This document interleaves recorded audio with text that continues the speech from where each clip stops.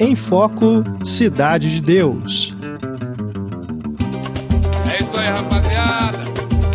Esse é o Voz da CDD. Alô, Cidade de Deus. Olá, pessoal. Sejam bem-vindos, sejam bem-vindas ao podcast Em Foco. Neste episódio, nós vamos falar sobre o filme Cidade de Deus, que está completando 20 anos de seu lançamento, agora em 2022. O filme chegou aos cinemas em 30 de agosto de 2002, filme dirigido pelo Fernando Meirelles, com a direção da Kátia Lund, baseado no livro de Paulo Lins, e que se tornou um marco do cinema nacional. Foi indicado a 4 Oscars, ganhou dezenas de prêmios, uma das bilheterias mais expressivas do nosso cinema, e até hoje um dos filmes mais elogiados e que entra em várias listas de melhores filmes dessas últimas 2 décadas e também de melhores filmes brasileiros de todos os tempos. Eu sou Renato Silveira e aqui comigo está a Kel Gomes. Tudo jóia, Kel? Tudo ótimo. A gente vai falar sobre esse filme aqui no episódio Em Foco, uma edição especial, comemorativa pelos 20 anos de Cidade de Deus. E a gente tem aqui a nossa bancada formada por nossos colegas de podcast que nos acompanham aí em várias edições do Em Foco e também dos demais podcasts do Cinematório. Primeiro, vamos chamar aqui a Ana Lúcia Andrade, que é professora de cinema na Escola de Belas Artes da UFMG. Tudo jóia, Ana? Fala pra gente, quando foi a primeira vez que você viu Cidade de Deus? Qual foi o seu primeiro contato com esse filme? Oi, gente, prazer estar aqui. Bom, eu vi no cinema, né, na época. Fui meio sem esperar muito e fui surpreendido, como eu acho que a maioria das pessoas, né, por esse grande filme. Massa. Eu também vi no cinema na época. Eu estava iniciando a minha carreira, inclusive, como jornalista e crítico de cinema. Eu pude participar da coletiva de lançamento aqui em Belo Horizonte. Estava lá o Fernando Meirelles, alguns atores do elenco. Foi bem legal. Depois revi o filme na Mostra de Tiradentes, né? Teve outras exibições, então deu para acompanhar ali no inicinho do fenômeno de Cidade de Deus. E você, Kel, você viu pela primeira vez quando? Olha, eu vi depois, porque como a minha cidade não tem cinema, né, gente? Não teve como ter acesso ao filme em tela grande, nem ser uma das 3.370.000 pessoas espectadoras brasileiras deste filme, porque eu vi em casa. Agora, eu não me lembro muito bem se eu vi em casa mesmo ou se foi na escola, assim, no ensino médio, sabe? Porque eu lembro que muitos filmes brasileiros dos anos 90 e 2000, dos mais importantes, eu tinha acesso através de professores que nos apresentavam, assim, tipo Carlota Joaquina, eu lembro muito, assim, que a professora passou pra gente, até pra falar da história do Brasil e tal, e eu tenho uma vaga lembrança aqui que algum professor que me apresentou esse filme, sabe? Exatamente pelo fenômeno que ele foi, né, e também pelas questões sociais que ele tá abordando ali. Então, fica aí essa dúvida se foi em casa ou na escola, mas foi na TV, numa tela menor, infelizmente. Mas logo no início, né, do fenômeno dele, ele já tinha uma grande repercussão, né? Isso é um dado que já mostra a força desse filme, né? Vamos dar as boas-vindas também aqui ao René França, que é professor de cinema, crítico, pesquisador e também cineasta. Tudo bom, René? Fala pra gente também quando que você teve o primeiro contato com Cidade de Deus. Ei, gente. Então, eu estava lembrando aqui, em 2002, eu fazia um estágio na Prefeitura de Belo Horizonte e fui participar de uma reunião lá com uma empresa de tecnologia, que eu não me lembro mais, eu não sei se ela fazia o site da Prefeitura ou se eles estavam tentando pegar uma conta da Prefeitura, enfim. Aí eles falaram, no meio da reunião, assim, e a gente tem um site, mantém também um site de cinema. E aí todo mundo olhou pra mim, né, que era tipo o cinéfilo das salas da prefeitura. Alguém me conhece? Eu não conhecia o site. Mas saindo da reunião, eu entrei no site, que era o Cinema em Cena, e a primeira coisa que eu vi era uma nota sobre um filme brasileiro chamado Cidade de Deus, e toda a história lá. Então foi ali a minha primeira memória de ler sobre o Cidade de Deus. E depois, quando lançou, eu fui ao cinema e eu adorei, assim, eu vi várias vezes no cinema, porque era aqueles filmes que que você fica indicando para a pessoa para você ir junto para rever o filme, sabe? Não, você não viu Cidade de Deus? Vai! Aí eu ia junto. Legal. Eu fui muito impactado. Tão impactado que foi o primeiro trabalho que eu fiz para a professora Ana Andrade, numa disciplina de cinema brasileiro. Olha. É a primeira vez que eu estava tendo aula com a Ana. E, enfim, não foi. Eu tinha acabado de entrar na faculdade, não fui muito bem, não. No final, a Ana escreveu assim: acho que você não entendeu muito bem a proposta do trabalho. Mentira! Mas eu tô tendo aqui a oportunidade de refazer o trabalho. Vamos ver se ao final aqui eu aumento a nota. Que isso, Renê?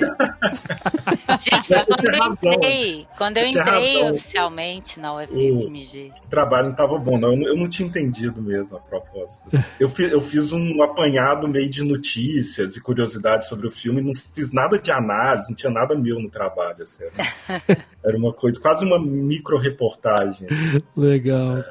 Você foi buscar pé, né? Ficou só reportando. Não, mas você era um estudante iniciante, eu era uma professora iniciante também, então você também me perdoa. Tá vendo? Não.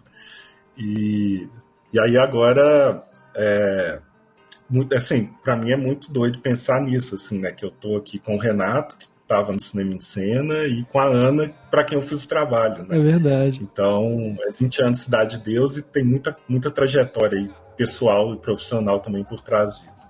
Mas... 20 anos depois, estamos aqui falando sobre esse filme, né? E lá atrás, né, eu ainda não conhecia a Ana. Eu acho que o Renê, a gente nem era tão próximo, né, Renê? Talvez a gente já tivesse esbarrado aí em algum lugar. Não, a gente se conheceu, eu acho, lá para 2005, por aí. Nas cabines de imprensa, né? Você escrevia pro Pílula Pop. A gente também não se conhecia. A Kel eu só conheci em 2004. Olha só. E a Larissa, acho que nem era nascida, né, Larissa? Tudo bom? Ai, gente. Não, já era nascida, viu, Renato? Mas nessa época eu tava assistindo outros filmes no cinema. Uns filmes mais infanto-juvenil. Não tava conseguindo ainda ver Cidade de Deus. Você não era o Zé Pequeno, você era o Dadinho ainda. Tava assistindo, tipo, Xuxa e os Duendes. Nessa época, assim, 2002. Acho que foi, inclusive, o primeiro ano. O ano que eu fui a primeira vez no cinema, viu? 2002, 2003. Mas realmente foi pra ver Xuxa. Ai. E você viu Cidade de Deus pela primeira vez quando? Eu vi depois, né, igual a Kel, porque aqui também não tinha nem jeito de eu ir ver Cidade de Deus no cinema, mas aqui também não tem cinema na minha cidade. Então eu vi, tipo, na TV, assim. Se eu não me engano, tava passando nesses canais, assim, de assinatura, talvez Telecine, Canal Brasil. Não lembro, mas eu lembro que passou tarde, porque eu anotei, tipo, que eu queria assistir. E aí eu fiquei esperando, assim, o horário. Fiquei muito impressionada, assim, a primeira vez que eu assisti. Que eu fiquei, assim, um pouco chocada, sabe? E mais chocada ainda de descobrir que era tudo verdade, né, do filme, assim, era baseado numa história real. Sim. Mas, super feliz de estar aqui com vocês. E agora eu preciso também ter aula com a Ana, né, pra fazer todo mundo aqui ter aula com a Ana. Mas, primeira vez também que eu participo do Em Foco. É verdade. Eu adoro esse quadro do Cinematório, então tô bem feliz. A Larissa Vasconcelos, que é nossa redatora, né, também escreve críticas, faz parte da nossa equipe, né, no Cinematório e também está aqui conosco nos podcasts. A Larissa, que é de Matheus Leme, falou da cidade dela aí, mas não falou o nome. Matheus Leme, que é aqui perto de BH, né, Larissa? Isso, região metropolitana, mas com alma de interior, né? Que aqui não tem muita coisa assim, tipo cinema, shopping, nem nada do tipo. Tá certo. Bom, você que está nos ouvindo, conte para a gente também aí nos comentários do podcast, onde você estiver ouvindo, se quiser mandar um e-mail também, fala da sua experiência com a Cidade de Deus. Se você é apoiadora do Cinematório, conta para a gente lá no nosso grupo do Telegram, no fórum da Aurelo, que é a plataforma brasileira de podcasts que apoia o Cinematório, e você também pode nos apoiar através dela. Entre lá no nosso site, cinematório.com.br, tem o link para você conhecer a Aurelo e fazer parte do Cineclube Cinematório. Além de ter acesso aí ao fórum, você também tem outros benefícios tornando-se membro da nossa comunidade cinéfila. A gente aguarda você. E o nosso e-mail para contato é o contato@cinematório.com.br. Feita então a nossa apresentação, aquecendo os motores aqui para o nosso podcast em foco, a gente começa abrindo o plano com a nossa grande angular. Vamos dar uma passada na ficha do filme para a gente ter mais informações sobre quem está por trás de Cidade de Deus. Grande angular.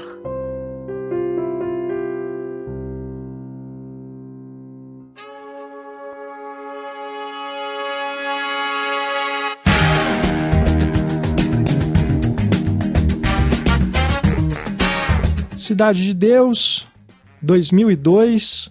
A primeira exibição foi no Festival de Cannes, em maio daquele ano, fora de competição. Depois, em 30 de agosto de 2002, o filme estreou oficialmente nos cinemas brasileiros. A direção é do Fernando Meirelles, que antes de Cidade de Deus já tinha feito O Menino Maluquinho 2 e Domésticas, o filme. Depois se tornou um dos diretores brasileiros mais renomados e também com carreira internacional. Ele dirigiu O Jardineiro Fiel, Ensaio sobre a Cegueira, e o filme mais recente dele é Dois Papas. A co-direção de Cidade de Deus é da Kátia Lund, que antes tinha feito Notícias de uma Guerra Particular, documentário super famoso na época, que fala sobre a questão das armas, do tráfico ali nas comunidades do Rio de Janeiro, filme co-dirigido com o João Moreira Salles. Depois de Cidade de Deus, a Kátia trabalhou aí naquele filme que tem direção coletiva, né? Crianças Invisíveis, que tem segmentos dirigidos por vários cineastas, incluindo aí John Woo, Ridley Scott, e um dos segmentos é da Kátia Lund.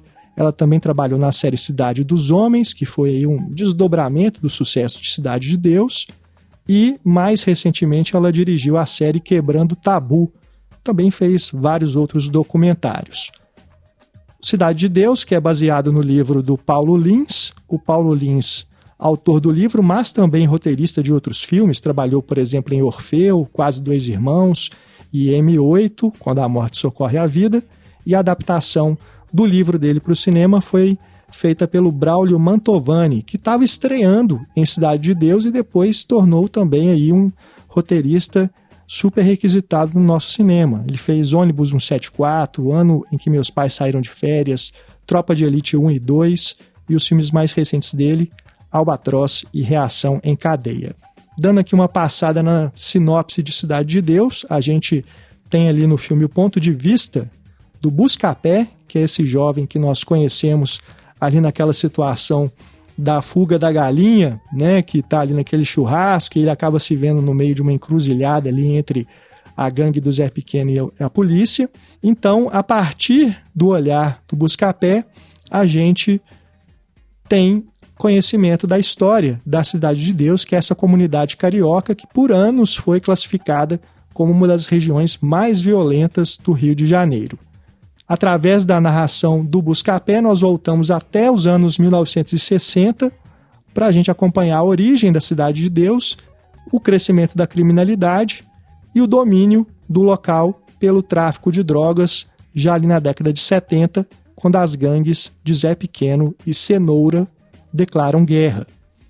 Esse é o pano de fundo, né? A história base, mas nós temos várias microtramas ali, vários personagens que são justamente o que compõe o livro do Paulo Lins, né? Que é um calhamaço e tem várias histórias, nem todas estão no filme, mas o Braulio, junto com o Fernando Meirelles, pinçaram ali os personagens mais interessantes, mudaram alguns, criaram algumas coisas para o filme, e aí a gente tem essa obra que é realmente muito marcante.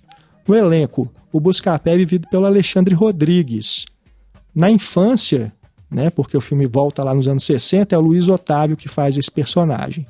Temos também no elenco principal Leandro Firmino fazendo Zé Pequeno, Felipe Hagensen fazendo o Bené, Matheus Nastergalli faz o Cenoura, Seu Jorge faz o Mané Galinha, Alice Braga interpreta a Angélica, Daniel Zettel faz o Tiago, o Rubens Sabino faz o Neguinho e o Darlan Cunha o Filé com Fritas. Esse é o núcleo ali dos anos 70. Nos anos 60 a gente tem o Douglas Silva fazendo o Dadinho, o Jonathan Hagensen faz o Cabeleira, Renato de Souza o Marreco e o Jeff Chander Suplino faz o Alicate, né? Esses três formam o trio Ternura. Nós temos também ali a Roberta Rodrigues, faz a Berenice, e o Gero Camilo fazendo o Paraíba. No elenco de Cidade de Deus temos outros nomes que são famosos, ou pelo menos que vieram a ficar famosos anos depois. Por exemplo, o Babu Santana está ali fazendo um papel pequeno, né? Uma cena só, e depois ele virou aí um ator de renome. Temos também o Thiago Martins, novinho, né? Criança ainda, fazendo um dos integrantes ali da Caixa Baixa, que é a gangue dos meninos, né? Que vai ser aí o que virá depois da gangue do Zé Pequeno, dando continuidade a esse legado de violência ali na Cidade de Deus. Toma a boca. Ele que, né, dá cabo ali na situação. Temos a Graziela Moreto, que faz a jornalista Marina, o Charles Paravente, que faz o Tio Sam, que é o traficante de armas, e o Kiko Marques, que faz o Cabeção, que é o policial corrupto, que está ali desde os anos 60 até o final ali, né? Ele aparece ali representando essa evolução da corrupção policial, desse sistema super complicado que também está envolvido nessa criminalidade ali no Rio. E bom, falando de elenco, a gente não pode deixar de citar os dois preparadores de elenco que tiveram um trabalho fundamental. O Guti Fraga, que é o fundador do Grupo Nós do Morro, ele que fez a preparação inicial dos atores, né, porque eram todos inexperientes, e ele preparou o terreno para depois a Fátima Toledo, essa preparadora de elenco renomada, fazer o trabalho com os atores para eles viverem os personagens, né? Já trabalhando ali com o papel que cada um viveria. Então a gente tem aí esse trabalho incrível que também teve a importante participação da Kátia Lund, que já trabalhava com os meninos ali na periferia, e ela que abriu as portas, né, para a equipe do Fernando Meirelles e ir chegando nessas pessoas e formando esse elenco incrível mesmo, que é uma geração, né, que rendeu aí vários atores, esses que eu citei aqui, que depois vieram a fazer outros filmes, novelas, né, se tornaram realmente conhecidos. Inclusive o Guti Fraga foi convidado pela Kátia Lund, né? Exato. Bom, a produção, temos aqui a O2 Filmes, a Globo Filmes e a Videofilmes, com a Andréa Barata Ribeiro e o Maurício Andrade Ramos assinando como produtores principais. Entre os coprodutores temos o Daniel Filho e na produção executiva o Walter Salles, ou seja, dois nomes grandes, importantes também envolvidos na realização de Cidade de Deus.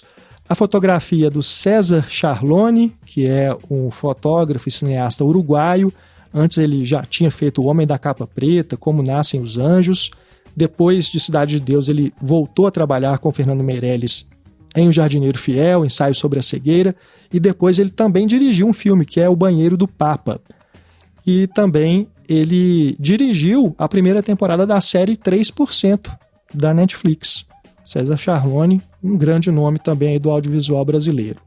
Na montagem, Daniel Rezende, estreante em Cidade de Deus, depois montou Narradores de Javé, Diários de Motocicleta, Tropa de Elite 1 e 2, A Árvore da Vida, voltou a trabalhar depois com o Fernando Meirelles em Ensaio sobre a Cegueira e outros filmes, e agora ele tem uma carreira como diretor. Já fez Bingo, O Rei das Manhãs, os filmes live action da Turma da Mônica e também dirige aí séries.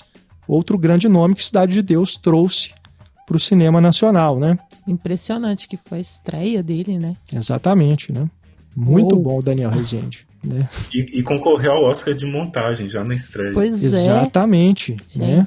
Impressionante. E, pô, A Árvore da Vida, né? Filme que ganhou Palma de Ouro. Enfim, um cara que realmente é muito talentoso, né?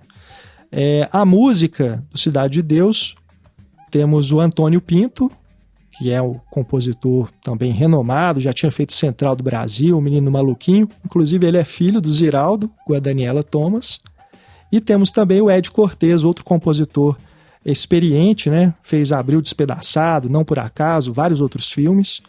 A música original de Cidade de Deus é dos dois. E temos na trilha sonora canções de Cartola, Raul Seixas, Tim Maia, Wilson Simonal, o próprio Seu Jorge, né? Uma trilha também que é muito marcante. Maravilhosa essa trilha. Muito, né? Muito. O CD dela é muito bom de escutar, inclusive, né? Temos na direção de arte Tulé Pique, que fez Os Matadores, Tropa de Elite, Ensaio sobre a Cegueira, mais recentemente Veneza, e o figurino é assinado por Bia Salgado e Inês Salgado. A Bia fez Noel, Poeta da Vila, Besouro, Chico Xavier, entre vários outros filmes, e a Inês Salgado tem no currículo Quase Dois Irmãos, Maré, Nossa História de Amor, né, 2 filmes da Lúcia Murá, e vários outros trabalhos também. Fechando aqui a nossa grande angular, falar dos prêmios de Cidade de Deus. A gente teve aí essas 4 indicações ao Oscar, né? O filme ele tinha sido preterido quando foi indicado para concorrer ao Oscar de melhor filme estrangeiro, nem chegou a ser indicado pela Academia, mas depois a Miramax fez o lançamento comercial nos Estados Unidos e aí ele pôde ser inscrito nas outras categorias do Oscar. E aí ele conseguiu essas 4 indicações inéditas, né, para o cinema brasileiro, no mesmo ano. Melhor direção para o Fernando Meirelles, roteiro adaptado para o Braulio Montovani, montagem para o Daniel Rezende e fotografia para o César Charlone.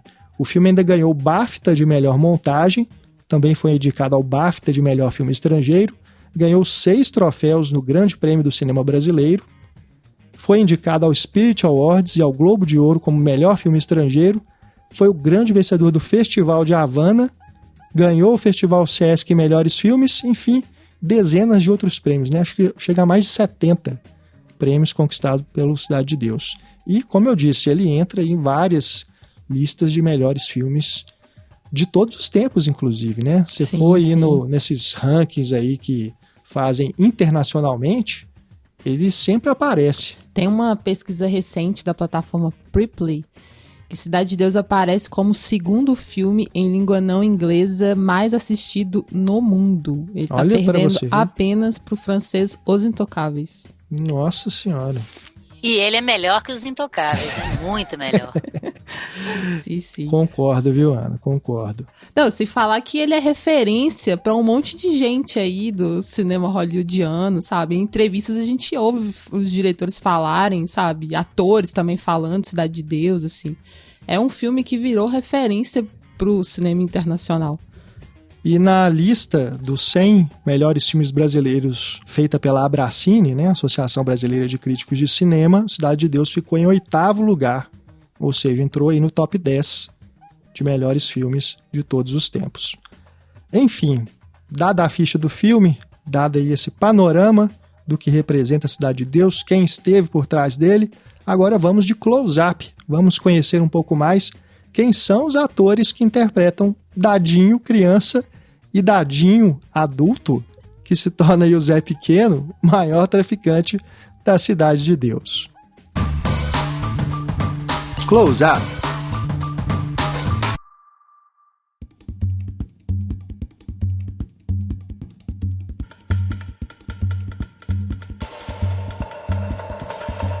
Douglas Silva é quem faz o Dadinho, né? Hoje tem 33 anos e na época ele tinha apenas 12. O que impressiona também, Sim. né? Quanto que o talento já estava ali pulando, assim. De todos os meninos, ele provavelmente é o rosto mais conhecido hoje em dia. Ele nasceu no Rio de Janeiro mesmo, no Complexo da Maré, na favela chamada Favela da Kelsons. E foi do grupo de teatro Nós do Morro, assim como outros atores do Cidade de Deus que não tinham experiências ditas profissionais, mas já estavam fazendo oficinas com esse grupo. Né? Em 2002 e 2005, ele atuou como Acerola na série Cidade dos Homens, que o Renato falou, né? Foi também derivada do sucesso de Cidade de Deus. É uma série da TV Globo, também com base na obra do Paulo Lins e de criação do Fernando Meirelles e da Kátia Lund. Ele co-estrelou a série com o Darlan Cunha, que fazia o Laranjinha. Aí o talento e trabalho competente do Douglas Silva continuou chamando a atenção e o seu personagem Acerola foi um sucesso, levando ele a se tornar o primeiro ator brasileiro a receber uma indicação ao Emmy Internacional de Melhor Ator. Uau! Algo super importante, né? Sim. Mas o próprio Douglas Silva diz no documentário Cidade de Deus, 10 anos depois, que na prática isso não mudou nada na vida dele. Que é uma pena, Pois assim, é. né? Dessa série, Cidade dos Homens, foi derivado um filme de mesmo nome, lançado em 2007, e 10 anos mais tarde, entre 2017 e 2018, o Douglas reviveu o personagem Acerola com o lançamento da 5ª e da 6ª temporada da série.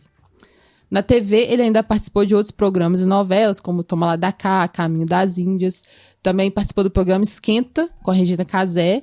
Esse programa eu acho que é um marco da TV. Eu lembro assim. dele lá. E ele é um grande amigo da Regina Casé até hoje e com quem voltou a trabalhar em Amor de Mãe. Também fez a série Samantha, no qual ele faz o papel de um ex-jogador de futebol, marido da protagonista, e também fez Maradona, Conquista de um Sonho, em uma participação como Pelé. No início deste ano de 2022, não tem como a gente não comentar aqui, né? Ele esteve no Big Brother Brasil, foi o 3º colocado do reality show, inclusive. O que, claro, lhe trouxe ainda mais popularidade.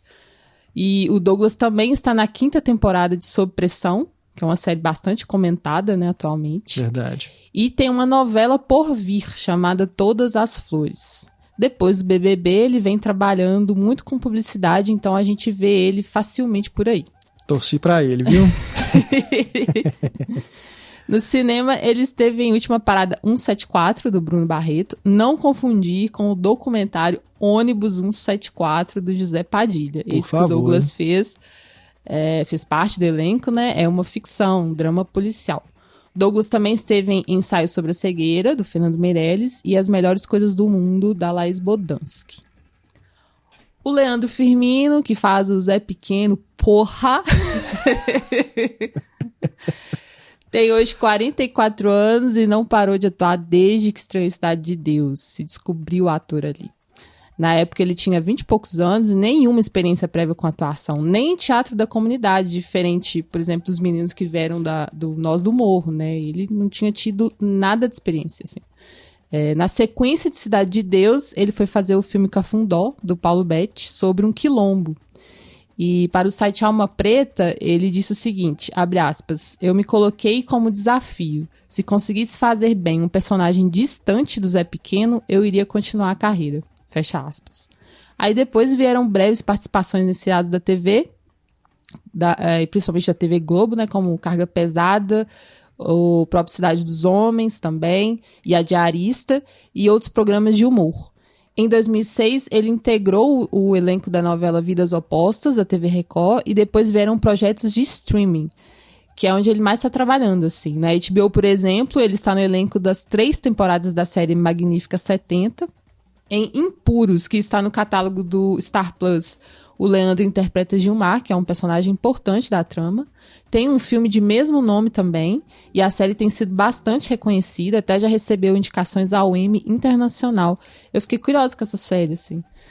Vale mencionar que em 2019 o Firmino participou de sua primeira novela da TV Globo com Órfãos da Terra.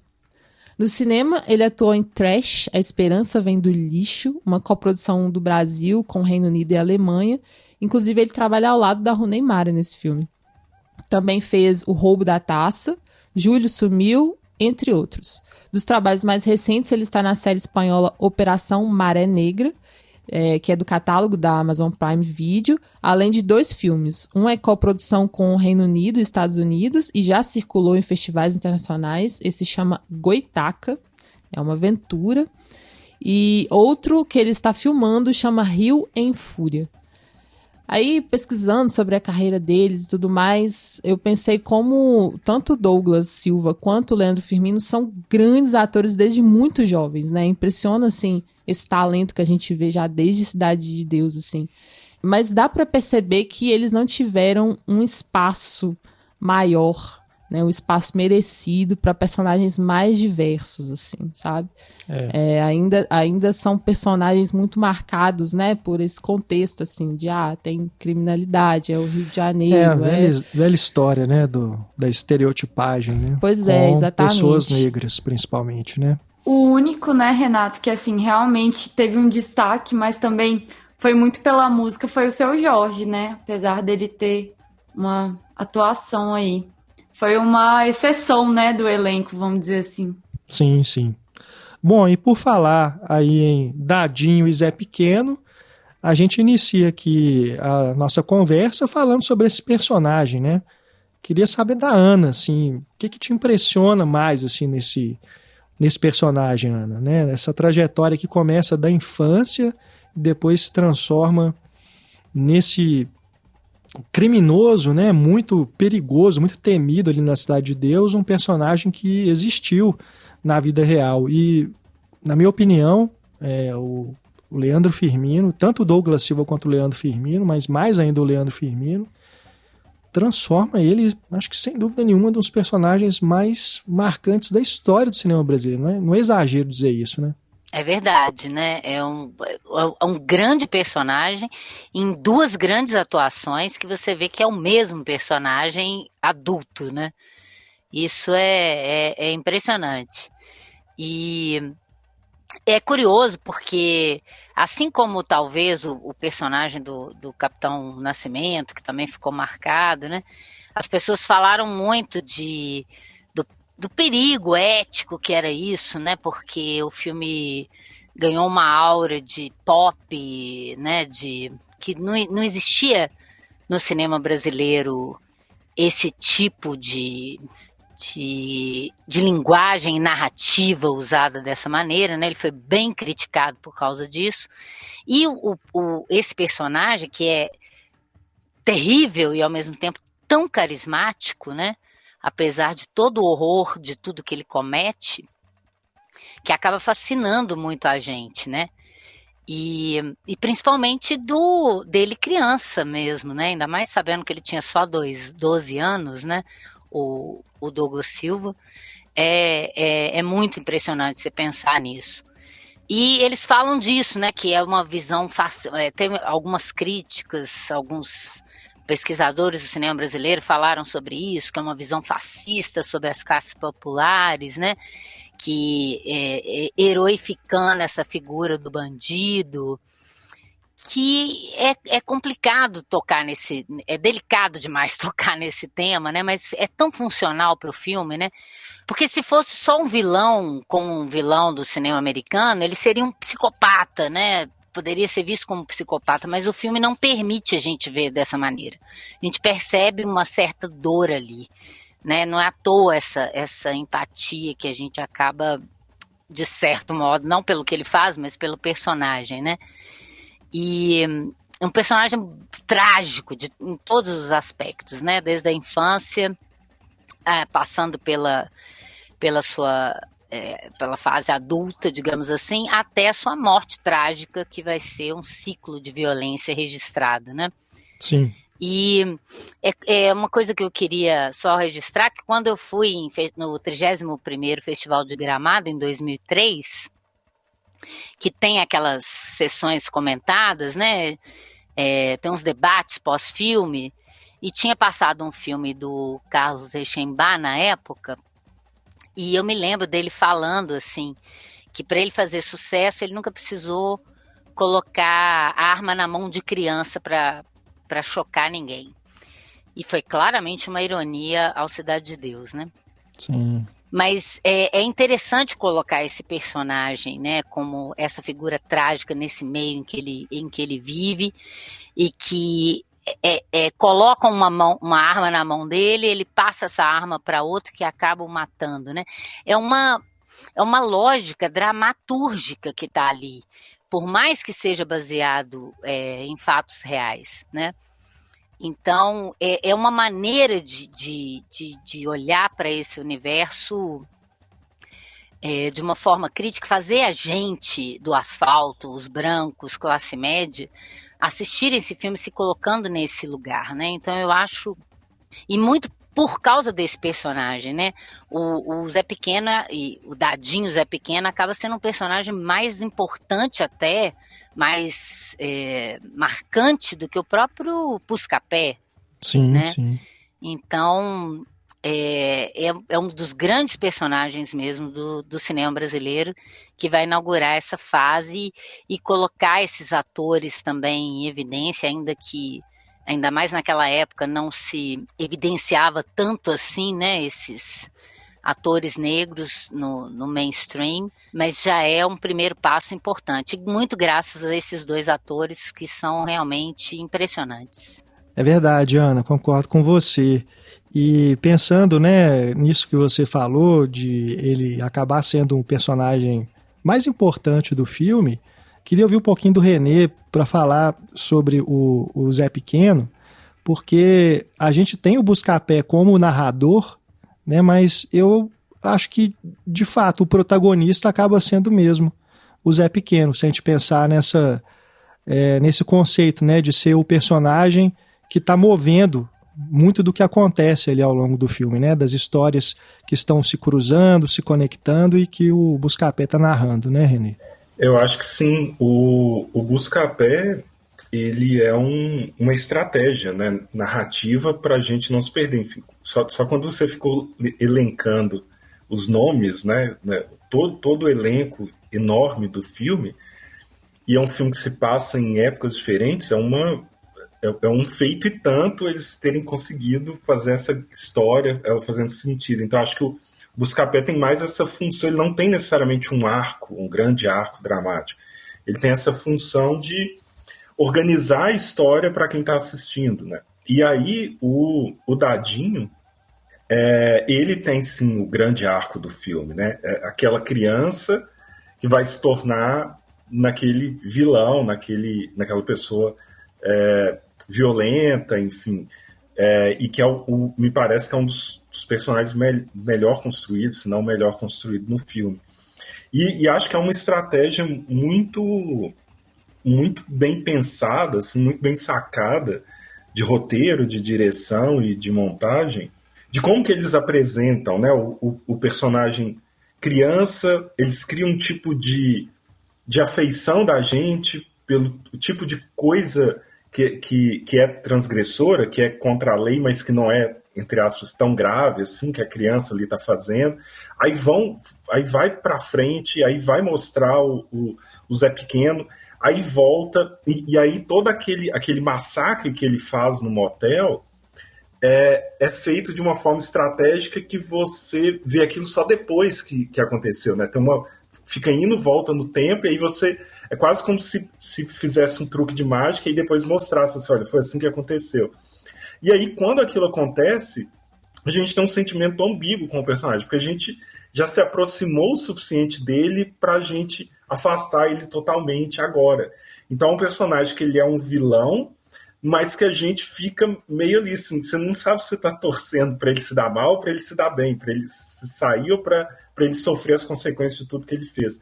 Porque o filme constrói estrategicamente ele muito bem. Eu acho que isso, além da cena famosa, né, do Meu Nome Agora é Zé Pequeno, porra, que ficou, né, virou um dos grandes momentos aí da história do cinema, eu acho que a construção estratégica de todo o desenho que eles fazem, desse ir e voltar, de mostrar o personagem criança, depois adulto, e construir esse arco dramático dele, que é um personagem que a gente fica tentando entender e justificar, não exatamente justificar como se aquilo deveria realmente acontecer, mas a gente não vê ele simplesmente como um Darth Vader no episódio 4, que é simplesmente ali o vilão. Mesmo quando ele humilha ali o Seu Jorge, né, lá na boate, enfim, a gente fica assim, por que ele está fazendo isso? Por que você está fazendo isso? Né? Porque é um personagem muito bem construído a partir dessas várias estratégias narrativas. Se mostrasse de cara ele como grande vilão, eu acho que a gente não teria esse tipo de relação que a gente vai construindo com ele ao longo do filme, e é um dos personagens que fica marcante mesmo, e que a gente leva, depois da sessão, a gente leva para casa e carrega ele 20 anos depois, a gente está aqui falando dele, porque eu acho que tem uma construção de roteiro, de montagem, de direção e do ator, principalmente, né, muito cuidadosa para que esse personagem funcione dentro de toda essa ambiguidade que nos minutos do filme se permite, com tantos personagens envolvidos e tanta história envolvida. É verdade, ele entrou para cultura pop, né? Ele transcendeu aí a coisa só do cinema, né? Ele é citado em vários lugares, já foi, né, meme e tudo mais. Larissa, uma coisa que chama muita atenção é realmente a interpretação, né? Tanto do Douglas quanto do Leandro, e vendo principalmente as imagens de bastidores, né, eles dando entrevistas, como que o Leandro é o oposto do Zé Pequeno, né? Porque ele inclusive fala que ele é um cara super tranquilo e que foi difícil para ele chegar nesse ódio que o Zé Pequeno transpira. A transformação dele é nítida, né? Você vê assim, a entrevista parece até que é outra pessoa. No filme, né, que tem na Netflix, no documentário 10 anos depois, é muito nítido, né? E é até engraçado, porque ele fala isso, né, que o Zé Pequeno é um cara muito forte, né? Além dele ser esse personagem marcante, ele enfrenta todo mundo, né? Ele não se importa com o tamanho dele. Tanto é que depois ele esquece aquele nome da Adinho. E ele o Leandro, ele até fala, né, que ele é super medroso, cagão, que quando ele morava na comunidade, às vezes tinha tiroteio, ele fica debaixo da cama. E é muito bacana, né, ver essa construção, e é difícil acreditar que é o primeiro papel dele, né? E isso que a Ana colocou também, dessa questão, se ele fosse um vilão, assim, hollywoodiano, ele seria só um psicopata, é muito real, porque a amizade que foi construída dele com o Bené é o que segura ele, na verdade, né? Humaniza ele, né? Exato, humaniza. E você vê que ele sente, né? Tanto é também, até a questão, né, que ele faz com o personagem do Seu Jorge, né? Mané Galinha, né? Se eu não me engano o nome. Isso. Ele só faz aquilo porque ele sente, tipo, a dor da rejeição também, né? Você vê, tipo, o brilho dele sumindo, assim, quando a menina fala que não vai dançar com ele. Então, claro que não é justificável, né? Mas super humaniza ele como personagem, né? Você cria uma pessoa também, né? Ele não é só o rei da favela, o dono de todas as bocas, que quer matar o Cenoura. Ele tem uma característica, né? Assim, ele tem sentimentos ali também rondando ele. Tem uma camada psicológica, né? Que é colocada para ele. Que ele leva para pior maneira, né? Porque ele é reativo de uma forma muito ruim, mas que você consegue identificar esses sentimentos dele.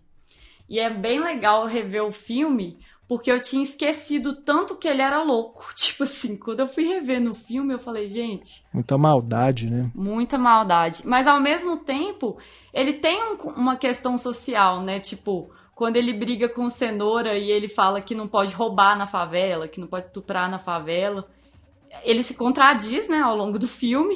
Sim. Mas, nos primeiros momentos, a briga é com as crianças, né? Que pertencem ao grupo do Cenoura. E o Cenoura, na parte dele da favela, deixa solto. E ele já não. Mas que falta essa calmaria que o Bené consegue equilibrar com ele. Isso é bem legal, essa amizade dos dois. Eu concordo. Apesar de achar que a vulnerabilidade dele é muito sutil em comparação com toda a violência. Com toda essa carga de ódio, assim, que é muito mais explícita, muito mais explosiva, né? Então, a vulnerabilidade dele tá num lugar ali de uma observação mais sensível do espectador e da espectadora, assim. Que é pegar esse momento de quando ele é criança, entender que aquele menino tá crescendo em completa falta, moldado pelo ódio, vendo que os seus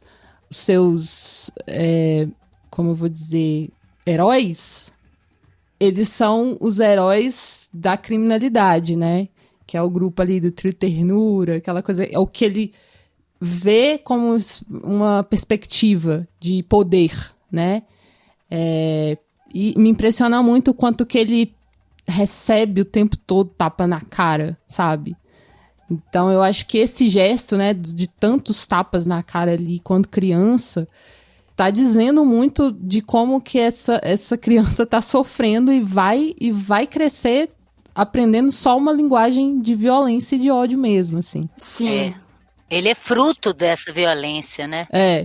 E que isso explode ali quando ele resolve ser o maior traficante da Cidade de Deus, né? E você vê que ele tem um desejo de poder muito grande, assim.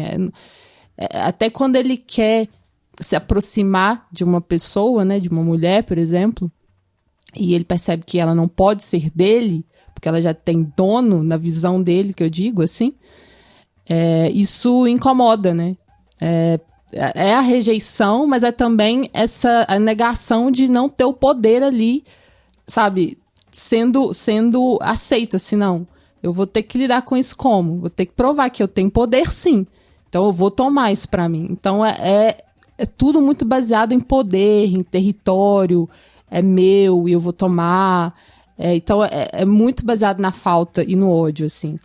Então eu vejo que essas sutilezas são muito importantes para dar as camadas que o personagem precisa, né? Isso que a Ana falou, de não ser apenas um vilão, assim, de você perceber as questões sociais que envolvem essa pessoa, né? E não somente a maldade, porque a maldade está posta desde a infância, né? Aquilo que ele faz, aquele massacre, que ele faz rindo, né? E com certa vontade mesmo, né? Porque ele sabe que não precisa mais. Sadismo, né? Isso, ele sabe que não precisa mais porque já carregaram as coisas de valor ali, mas ele quer matar. Então o próprio filme diz, ele saciou a vontade de matar. Então tem ali tem a construção social, mas também tem uma certa maldade inerente, sabe? Algo que é desse personagem, assim, de uma leitura, né, de quem construiu esse personagem. E com certeza, assim, não é exagero nenhum dizer que é um dos mais importantes do cinema brasileiro. Acho que não só da cultura pop, mas para se pensar também a questão do traficante numa comunidade, né? Isso que a Larissa falou é muito importante. Tipo assim, o traficante numa comunidade é uma outra coisa, assim. Ele protege aquela comunidade. Ele tem um outro significado para aquela comunidade, sabe? É uma relação ambígua, né? Essa coisa de ser o crime, mas também ser a proteção, já que eles estão abandonados pelo Estado nesse sentido. Ou mesmo perseguidos, né? Ou mesmo perseguidos. Então eu gosto desses apontamentos que o filme faz, apesar de que eu acho que a vulnerabilidade está bem sutil mesmo. Eu concordo também com isso, e a crítica que é feita à participação do Douglas Silva, principalmente, né, ali no início, que mostra essa criança atirando, né, gostando de matar, essa coisa, eu entendo o problema ali, mas eu também acho que, por mais que seja sutil ou que faltem informações, né, de um contexto de onde essa criança está inserida, para não ficar essa coisa de que ele é mau por natureza, né, que ele que reforça um estereótipo, né, do negro, pobre, né, da periferia, que é violento só por estar ali, né, já nasce violento, né, que é algo que é um estigma que tem que ser combatido mesmo, né, e o filme possivelmente reforça isso em alguns momentos, né, mas tem um contexto ali, sim, né? Também você não pode tirar o personagem da participação dele na história, do que o filme se propõe a contar, né, para poder apontar isso como uma fraqueza, sabe? Aí eu já não concordo que ele é um estereótipo por si só. Eu acho que é isso que a Raquel falou, tem uma sutileza, né? Se pudesse fazer um documentário sobre o Zé Pequeno, né? Aliás, o Zé Padilha fez o ônibus 174, que eu acredito que seria mais ou menos a mesma ideia, né? O que ele faz lá com o Sandro, que foi o sequestrador do ônibus, né? Ele faz todo um estudo social sobre de onde esse cara veio, né? Por que ele chegou até esse ônibus, a sequestrar esse ônibus. Acho que seria mais ou menos a mesma ideia, sabe? Para contar a história do Zé Pequeno e de tantas outras pessoas, né, que moram em comunidades e que acabam se envolvendo com o crime, né? Mas o Cidade de Deus é uma tapeçaria, sabe? Ele é baseado em vários personagens, são várias histórias, né? E eu acho que colocar o Zé Pequeno como o motor dessa história é bom nesse sentido, para a história que está sendo contada ali, de como que essa criminalidade cresceu e como que ele foi um dos principais representantes dela. O contexto dele está implícito, igual a Raquel falou, nessa realidade. Né? Não precisa explicitar isso no sentido, fazer um spin-off, vamos contar a origem dele, né? Tá implícito ali, para o que o filme precisa, eu acho que dá pra gente construir as entrelinhas do que não mostra. Exato. Né? E eu acho que ele acaba sendo um amálgama dessa violência, que é igual a Larissa falou aqui no chat, ninguém dá pra ver, então vou colocar, que no crime não tem criança, né? Ele começou ali na infância, né? Porque ele está te mostrando que essa origem do mal, ela tem a ver com a pobreza, ela tem a ver com o desrespeito, até dentro daquele próprio ciclo, isso que vocês falaram dele ficar tomando tapa, de ninguém ouvir ele, dele querer esse poder, né? Dele só poder ser respeitado se ele for temido, né? Então tá tudo construído ali muito bem, não precisa de muitos detalhes, porque dá pra gente completar as lacunas. E ele ser temido, assim, isso passa muito pra gente, né? Eu fico amedrontada com ele até hoje, assim. Eu fico vendo a construção mesmo imagética dele, assim, essa coisa também de como que a câmera se posiciona, a transição dele criança pra adulto, assim, que é, né, com aquela cena fortíssima, né, dele atirando pra câmera, assim, e aí tem muito também de um trabalho de expressões, assim, não é à toa que né, essas frases, esses diálogos mais conhecidos são dele, assim, eu acho que foi um trabalho mesmo para que ele definisse esse território, né, tipo assim, isso aqui sou eu, sabe, eu tô chegando e tô ocupando esse espaço, assim. Então, o jeito de falar também, né? Sempre muito carregado, assim. É impressionante, impressionante. E eu tava comentando com o Renato como que o casting foi perfeito, porque, como a Ana falou também, é a mesma pessoa ali. Mesmo que sejam dois atores diferentes, você não sente diferença, assim. Você sente realmente que é uma criança que se tornou adulta, assim. Até pela expressão do olhar, né? É uma coisa muito incrível. Os dois ficaram numa sintonia muito boa, assim. Mesmo que eles não se pareçam fisicamente, né? Você vê a evolução do personagem chegar ali, né? Sim. Muito bem. Vamos agora debater outras questões que envolvem Cidade de Deus. Ponto de vista.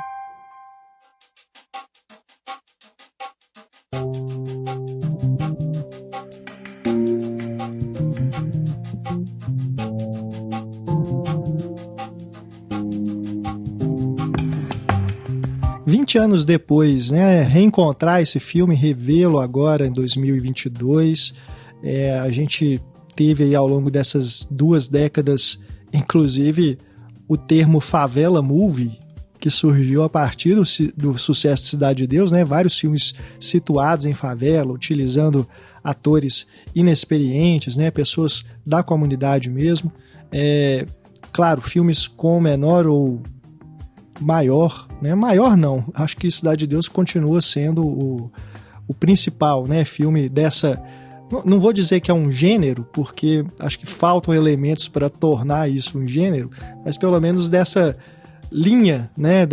Desse filão aí de filmes situados em comunidade, mostrando o cotidiano da favela, né? Algo que realmente até então, até o Cidade de Deus não era feito com frequência e com esse ponto de vista, né?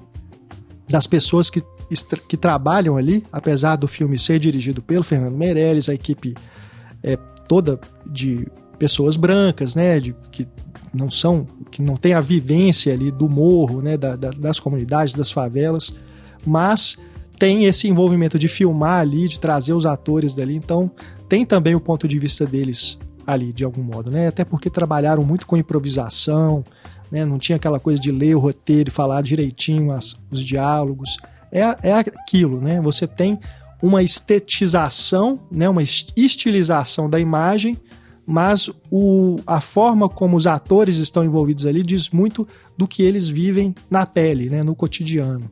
Então tem essa realidade ali junto com essa estética toda que foi inclusive muito criticada, né?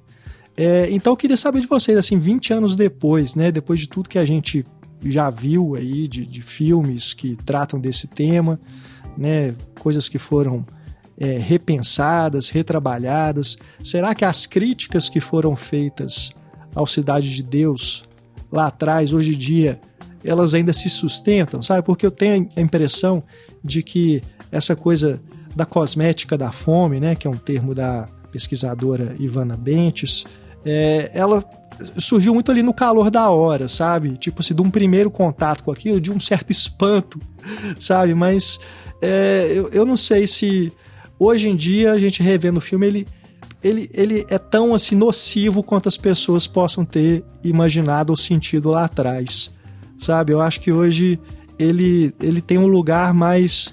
Você vendo o filme com mais calma, sabe? Com o que ele representa mesmo, com as intenções da equipe toda ali em fazer aquilo, construir essas imagens, trazer essas atuações viscerais, eu acho que tem muito mais boas intenções do que algo que vá para um outro sentido.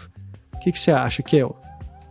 Olha, eu acho muito bom que essas críticas existam, assim, na verdade, sabe? Eu acho que elas só engrandecem o debate e ajudam na evolução da linguagem, da estética, da narrativa brasileira. Porque, inclusive, uma das críticas tinha a ver com isso, né? De uma certa influência do cinema pop hollywoodiano, de uma certa espetacularização da violência, né? Um olhar publicitário, né? Até essa coisa de olhar publicitário. O Fernando vem da publicidade, né? Esse negócio de olhar publicitário, eu nem gosto muito desse termo, assim, porque eu acho assim que, poxa, só porque tem uma montagem mais ágil, só porque tem, às vezes, algo que lembra videoclipe, é uma coisa publicitária, sabe? Eu acho que as áreas, elas estão sempre se influenciando, assim, sabe? Não dá pra ficar separando. Isso aqui é publicitário, isso aqui é cinematográfico. Tem coisas que são absorvidas, assim, entre uma e de outra, e eu acho que elas podem se alimentar, assim, sabe? E aí eu fico pensando que as críticas, elas são importantes porque a gente precisa pensar isso, né? A gente não pode simplesmente... assistir, empolgar, achar incrível, mas não pensar sobre questões éticas mesmo, porque está lidando com comunidades marginalizadas, né, com pessoas pobres, pretas, e são pessoas, apesar da participação tão ativa dos atores, né, porque como você bem falou, o roteiro, ele não era dado para as pessoas, né? Era apenas construído ali no momento, na improvisação, assim. Então, foi uma coisa muito colaborativa, assim, com eles e tal. Então, tem essa dupla... Eu acho que tem uma ambiguidade, assim, um duplo valor, assim, que eu penso. Ao mesmo tempo que está trazendo essa colaboração, está trazendo visibilidade, está... fazendo denúncia de condições de vida que até então, né, não era tão aberto assim, gerou toda uma visibilidade para isso, sabe? E é muito importante, assim, o filme com tantos espectadores, né, uma coisa extraordinária, para uma questão social, né? Para além da história daqueles personagens, é também uma questão social. Então, isso é super importante. Mas, ao mesmo tempo, assim, a gente não pode pensar também que só tá refletindo sobre uma realidade, só tá representando. Não, porque isso também impacta na geração de opinião sobre aquilo, sabe? Sobre aquele contexto. Tipo assim, aquilo também atua sobre a identidade nacional brasileira, vamos supor assim. Uhum. Principalmente para o exterior, né? Sim. Se pensar assim que é um filme tão referenciado, então essa identidade nacional brasileira e a identidade também dessas pessoas, né, desses atores sociais que vivem em periferias, isso também está sendo gerado pelo filme, sabe? Então é uma via de mão dupla, assim. Então por isso que eu acho importante pensar e criticar nesse aspecto. E aí eu penso que hoje é muito importante ver o quanto que a pluralidade de pessoas é importante para se pensar outros olhares, assim. Porque, por exemplo, o Cidade de Deus, ele tá muito focado na violência, né? A favela como um lugar de violência, e o Rio de Janeiro, principalmente, assim, né? Virou um sinônimo de violência nacional. É uma coisa geral, assim. É algo que o noticiário coloca, Sim. Uma imagem construída midiaticamente e que o filme, de algum modo, reforça. Então, é isso. É um recorte, saca? É um recorte de criminalidade mesmo. Então, não há muito espaço pro afetivo. Então, hoje em dia, eu vejo o quanto que é legal que a gente já reconheça isso, entendeu? Já saiba identificar que, opa, existem outros modos de olhar para esse mesmo lugar. Existem as famílias, né? Os trabalhadores, os afetos, os romances. Tipo, quando a Filmes de Plástico faz filme de periferia aqui, maravilhoso, sabe? O último Marty 1 me emociona, assim, porque o racismo sequer é uma experiência em que ele se concentra pra falar daqueles personagens, assim. Tá falando de outras coisas, né? Tá falando de uma família querendo, sabe, buscar seus sonhos, assim. Tem essa beleza. Então, eu vendo hoje, eu fico pensando nisso, quanto que a gente conseguiu evoluir. E eu acho que essas discussões fazem parte dessa evolução, entendeu? Por isso que eu penso que tem a importância, né, que tem de visibilidade, de denúncia e também de impactar as pessoas, né, de trazer essa história, de envolver as pessoas, mas também tem essa questão de pensar a ética, a estética e ver, opa, a gente pode ter outros recortes que não somente o da criminalidade para se falar de periferia. Concordo com você, Kel.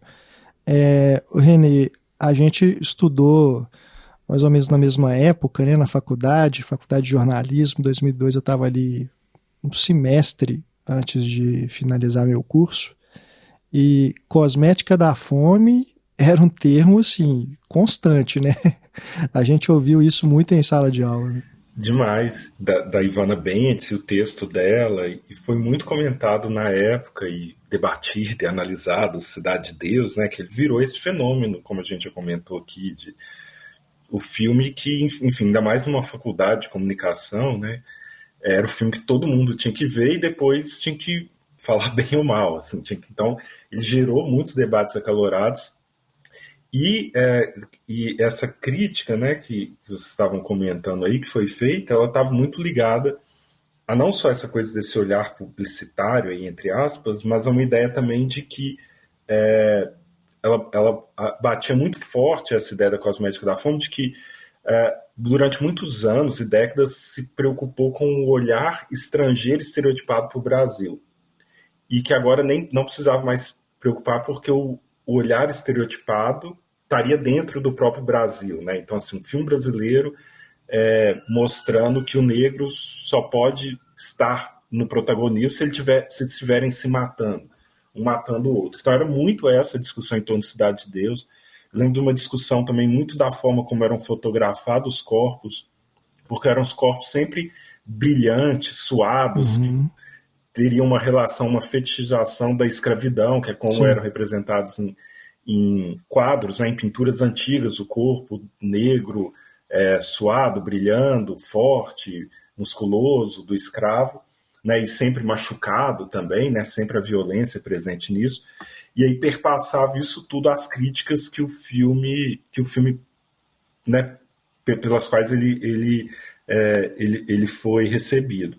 E eu acho assim, que todas são válidas. Assim, eu também não falo assim, não tem nada a ver isso, né? Enquanto obra, ele permite as mais variadas formas de análise, de visão, e isso é a riqueza de uma obra como essa, né?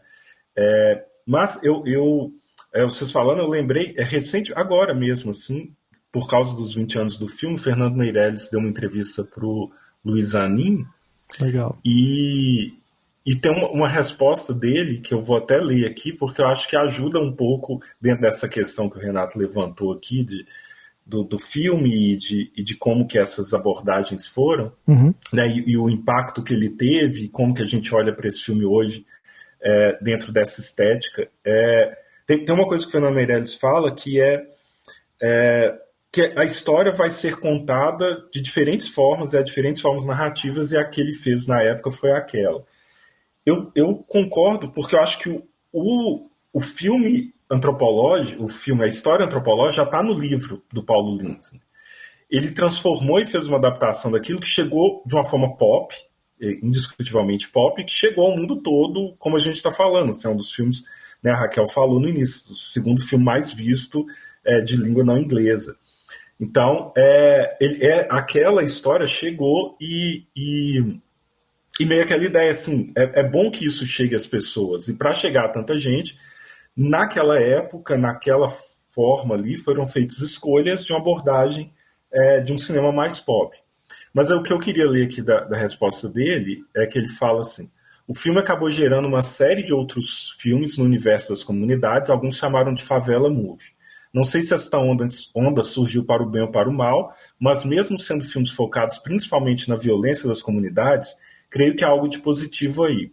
Mostrar é melhor do que ignorar a existência das comunidades. Há 20 anos atrás, dizíamos que havia muitas favelas no Rio como se fosse uma situação transitória.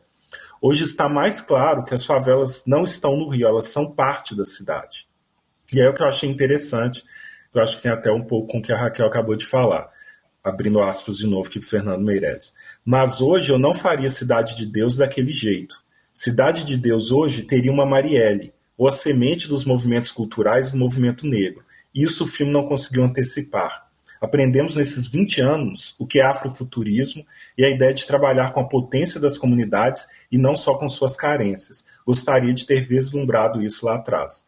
Fecha aspas. Muito legal. Então acho que ele coloca muito, muito consciente essa transformação e como que o mundo de hoje é diferente daquele mundo em que o filme foi produzido, e que várias coisas que a gente aprendeu e várias obras com as quais a gente teve acesso também são consequências do imenso sucesso Cidade de Deus, que, para o bem ou para o mal, abriu várias possibilidades e várias possibilidades de olhares diferentes para coisas que talvez antes, né, por não fazer sucesso, por não chamar atenção, não tivessem a oportunidade de serem mostradas.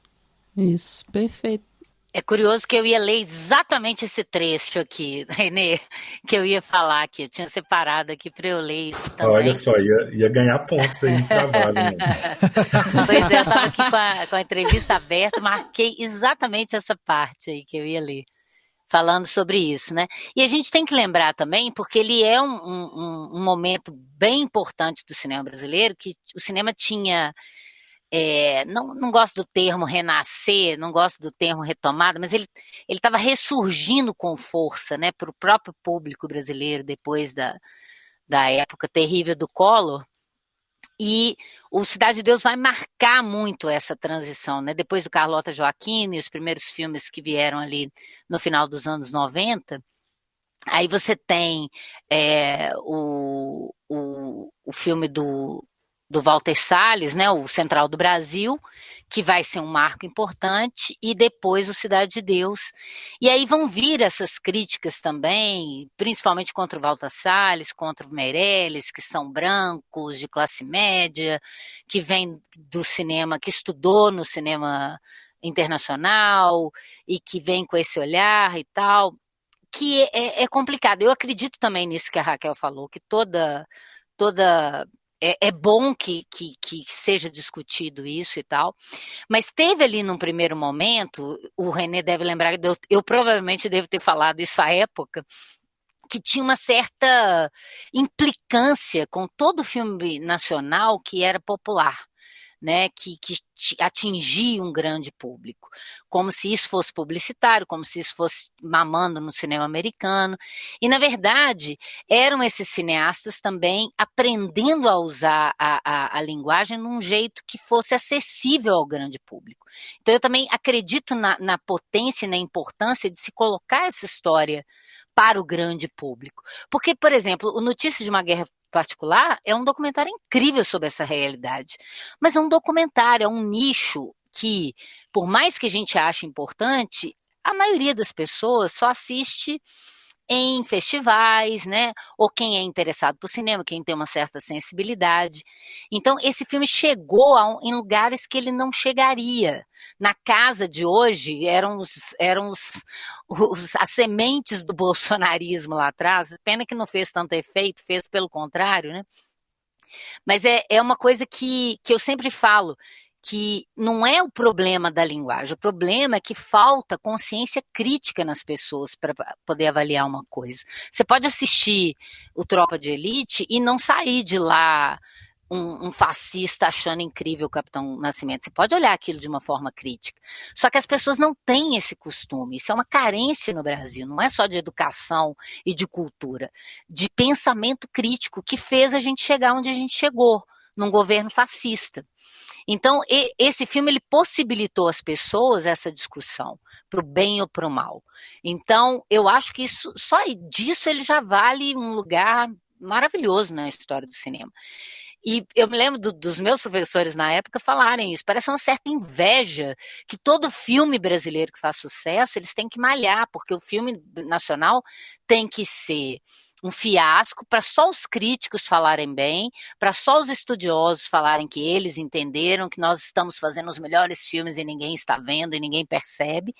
Então, tem que ver esse outro lado também, de como esse filme colocou em evidência isso. Ainda que, claro, igual concordo totalmente com a Raquel, tem esse olhar também de colocar, né, as pessoas negras só nessa posição, o pessoal a favela vista de um jeito aparentemente caricato, embora tenha sido escrito pelo Paulo Lins lá de dentro, né, da coisa. Exato. E essa parte aí que o René leu, que ele vai falar isso, que hoje ele teria repensado isso, que naquele momento era a maneira de se colocar, era o jeito que deu para colocar a partir do livro, né?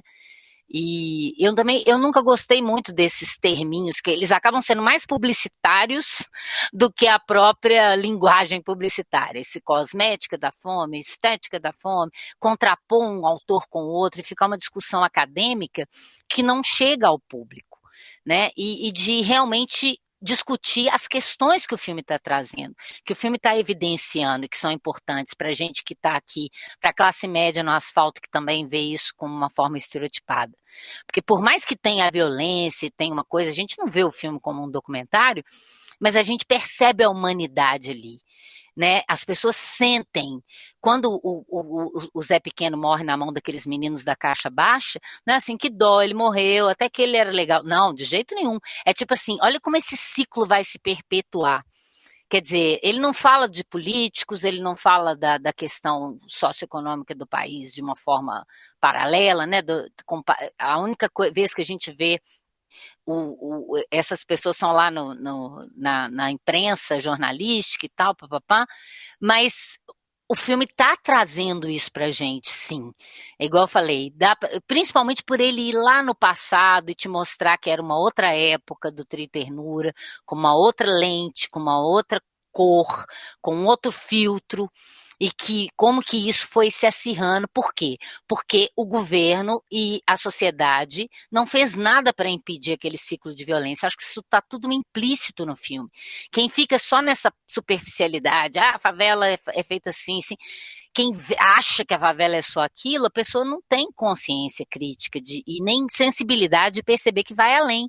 E que o filme não vai por esse caminho, mas, como eu disse, está tudo implícito. A gente vai construir, a partir da nossa sensibilidade, do nosso próprio senso crítico de cada um, essas lacunas e perceber como que a gente também é culpado por aquela realidade, para a gente não fazer nada, para a gente aceitar isso, né, de certo modo. Sim, sim. E uma coisa também que a gente tem que observar é que teve essas críticas, teve muita gente que bateu no filme, né, mas muita gente recebeu ele muito bem também.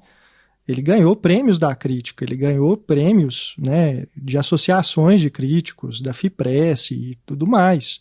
Ele ganhou prêmios em festivais que foram atribuídos por críticos, né, e, como eu disse, ele ficou em 8º lugar num ranking feito por mais de 100 críticos aqui no Brasil, né, de melhores filmes de todos os tempos. Então, ele tem sim essas observações que colocam em xeque muitas das estratégias utilizadas ali, estéticas e narrativas, mas ele também foi muito bem recebido, né, pelo público e por uma parte considerável da crítica, né? Então não é bem assim que ele foi só apedrejado, né? Tomou pedrada, mas ele também teve um bom status, né? Desde o seu lançamento. Ele foi um filme muito bem recebido. Foi mais a academia, né, Renato? Mais a academia do que a crítica. Com certeza, né? Foi mais de quem trabalha com a pesquisa, né? Que tem um olhar mais crítico para a imagem, né? Que já está acostumado com um outro cinema que olha para essas comunidades, para essa realidade periférica, né?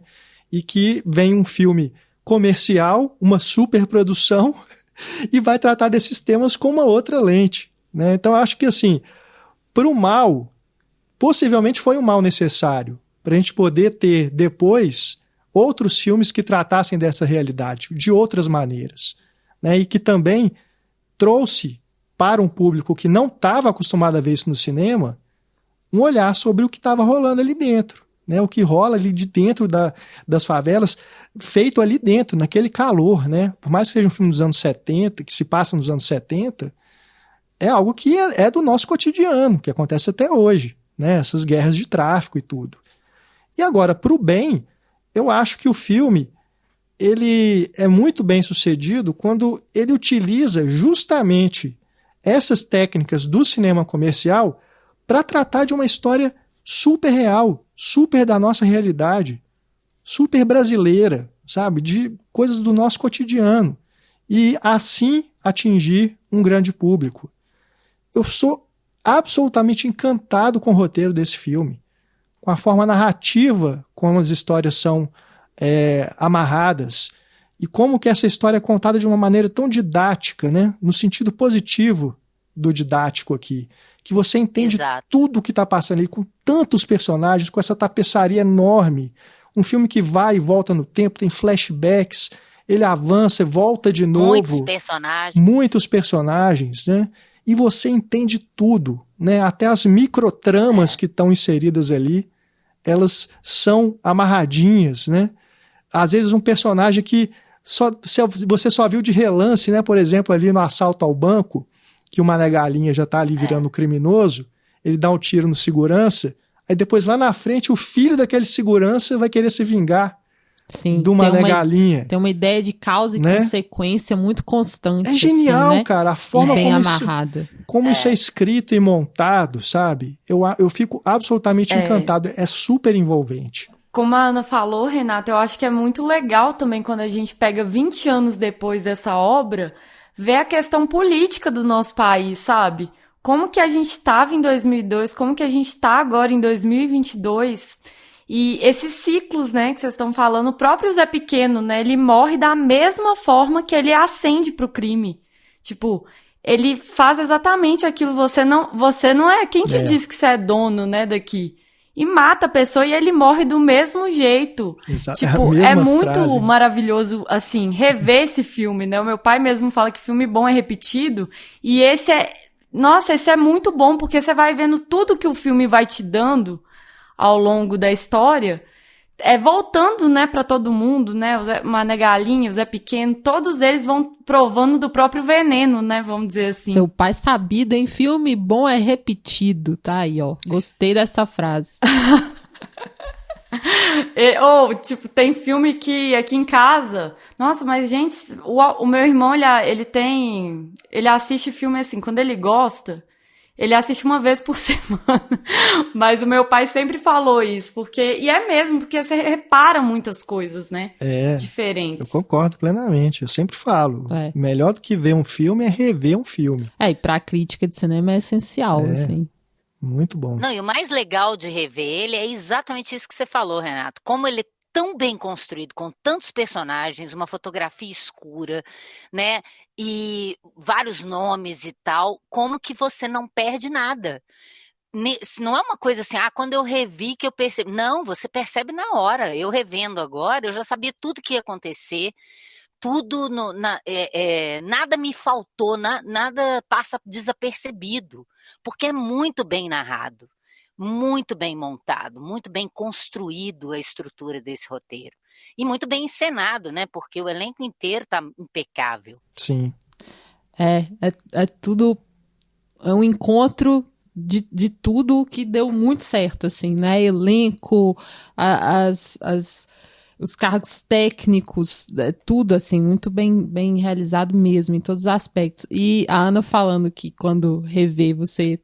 Tipo, não é que você tinha perdido algo, mas você lembra de tudo. Eu lembrava exatamente, por exemplo, quando aparece a cena do massacre no motel, e aí a primeira vez que aparece, né, naquele silêncio, assim, a câmera vai passando. Então eu me recordei que era obra do Dadinho.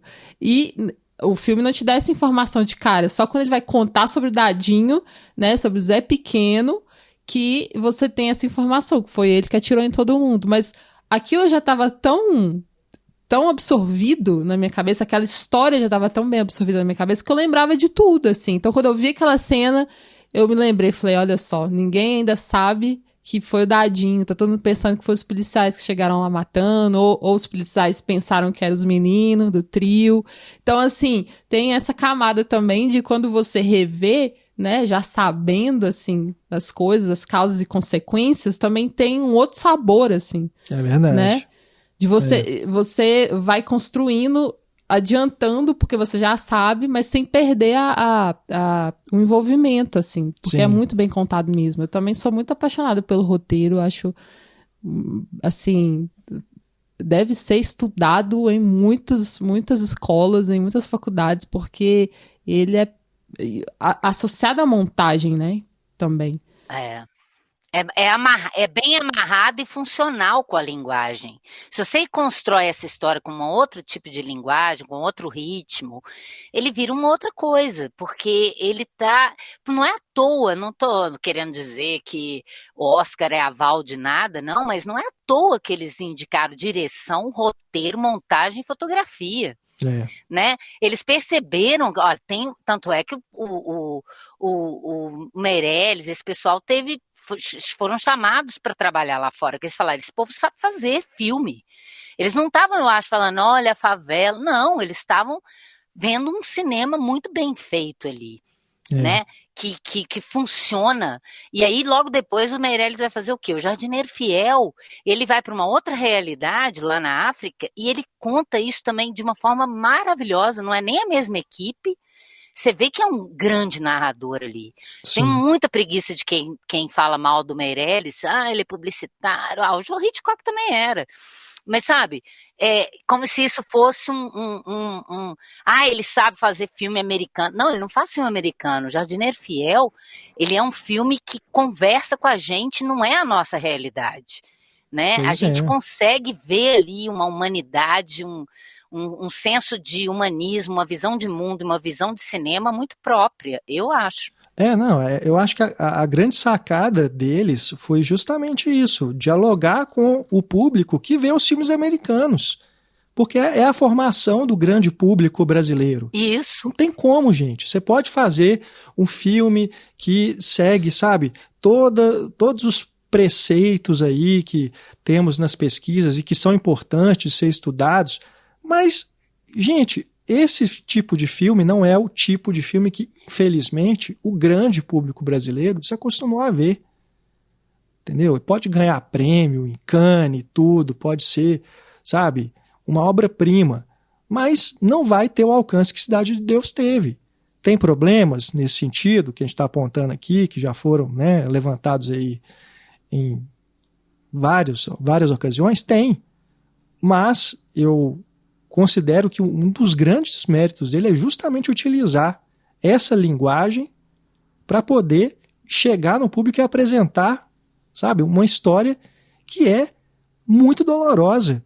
Não é um filme de entretenimento, não é um filme para você se divertir, sabe, é um filme pesado, é um filme que você sai dele mal, justamente porque ele está mostrando a perpetuação desse ciclo de violência, com aquelas crianças saindo dali E ali é a próxima geração, Cidade de Deus 2, e 3, e 4, e vai ter uma franquia aí.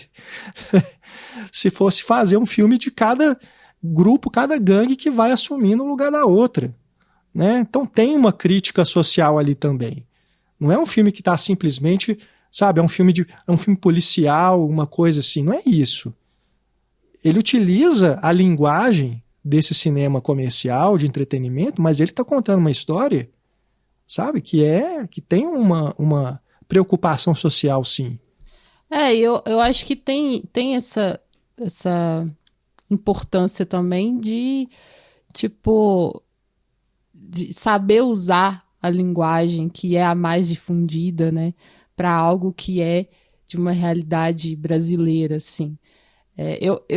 Gente, acho que a coisa é sempre pensar pela diversidade, entendeu? É pensar que essa linguagem existe, ela pode ser usada, as nossas linguagens próprias também, elas, né, devem ser cada vez mais vistas e difundidas também, e, assim, é um pouco complicado a gente conseguir falar em nossa linguagem própria, porque a gente é muito invadido, né, pela Exato. linguagem do exterior, assim. Total. Então eu acho que é sempre muito difícil desconstruir e tentar fazer algo assim próprio, nosso e tal. Mas isso é muito importante também, né? Ter esse movimento, né? De pensar assim, o que a gente pode fazer que seja nosso mesmo, assim. O que é ser brasileiro, sabe? Na linguagem, assim. Que é legal também. Mas não precisa você necessariamente atacar quem faz da linguagem pop ou da linguagem clássica um modo de contar histórias. Porque é um modo que está há anos, muitos anos, funcionando. E é também muito válido, assim. Né? Eu acho que o Fernando hoje, ele poderia incorporar outros temas, retrabalhar a forma como ele conta a história do Zé Pequeno, sabe? Colocar outras camadas, mas na forma, duvido que ele mexeria muito. Concordo. Eu acho que as técnicas utilizadas por ele ali, com o César Charlone, sabe? Esse roteiro amarradinho, né? Essa estrutura, isso eu não acho que ele ia mexer, Talvez eu não ia colocar tanto óleo nos atores, porque, sério, isso eu tava observando, o filme tem mesmo, assim, me chamou a atenção dessa vez que eu vi, sabe? Tipo, eu falei, gente, eles realmente brilham, assim. Aí eu falei, eu acho que se ele fizesse hoje, não ia ter tanto óleo no corpo dos meninos, não, sabe? E é, assim, uma adaptação de fato, né? Porque o filme é uma obra separada do livro. Inclusive, eles comentam acho que é no comentário em áudio, no documentário que tem no DVD, que o Buscapé no livro, ele é um personagem bem menor, né? Que eles transformaram ele no principal narrador. Né? Então, assim, tem toda uma preocupação, né? Eles cortaram muita coisa, teve personagens que acabaram no chão da ilha, né? de montagem, eles mudaram muitas coisas. E essa preocupação de que o Buscapé também tivesse alguma coisa a mais, de não ser só apenas um narrador e um organizador, né? Tem questões também. Mas tem essa coisa de tá virgem, né? Tá querendo perder a virgindade, não consegue. E buscar a saída ali, né? Ele quer um outro futuro, ele não quer entrar pro crime. Ele é um contraponto à violência, né? Ele é a chance de que tem gente ali que não é daquele lugar de crime e tal, né? Ele é muito importante nesse aspecto, ainda que a gente tenha falado que ele não se destaque tanto quanto o Zé Pequeno, mas é muito importante que ele seja esse narrador que tá ali no meio dos bandidos e da polícia para pegar aquela galinha ali, para rever aquela história toda, para depois fotografar isso que vai sair na imprensa, o quê? A morte do Zé Pequeno e não a propina dos policiais, né? Sim. Fora que o Buscapé também, né, ele representa sonhos maiores, eu acho, dentro do filme, né? Porque se a gente for analisar a história dos outros meninos, né, que aparecem, todos eles estão ligados aí com sonhos envolvendo criminalidade, né? Igual o pessoal aqueles meninos que matam o Zé Pequeno, né? Eles querem Caixa Baixa, exato. Os meninos da Caixa Baixa, eles querem tomar as bocas todas que o Zé Pequeno pegou. Esse é o sonho deles, né? O Buscapé não, ele quer ser fotojornalista, né? Ele quer conhecer o mundo, tirar foto. Então eu acho que é esse contraponto que a Ana fala também, sabe? Que acaba que traz que o filme não é só aquilo também de violência, tem aquele respiro que o Buscapé dá. E eu gosto muito da narração dele, sabe? Eu acho que dá uma certa... não seria leveza, né? Mas traz um humor também pro filme, que contrapõe também a violência que a gente tá vendo a todo momento, né? E eu acho interessante, pelo que vocês falaram aí da linguagem, eu acho que também tem essa questão dessa linguagem que o Fernando usa, mas ao mesmo tempo é um filme muito brasileiro, né? Que a gente consegue identificar o Brasil ali, né? As pessoas que estão ali. E isso é bom da gente ver sendo reconhecido, né? Também. Sim. Também. Não, e só rapidinho, até o vendedor de armas, que chama Tio Sam, gente, é muito, né? É os americanos levando a arma pro morro e vendendo tanto para uma facção quanto para outra arma que vai matar um ao outro, né? Que depois ele vai acabar morrendo disso também. O lucro acima de tudo, né? E que inclusive tem a participação da polícia, né? Pois nessa história aí. Que é o mesmo ator, inclusive, né? Que interpreta esse policial, né? O Cabeção, que ele tá desde lá dos anos 60 até ali no final do filme, e a gente acompanha como que ele tá iniciando ali, né, o processo de se corromper até ser o cara que já não tem mais escrúpulo nenhum, né? Então ele também tá ali para representar essa questão que é tão importante, né?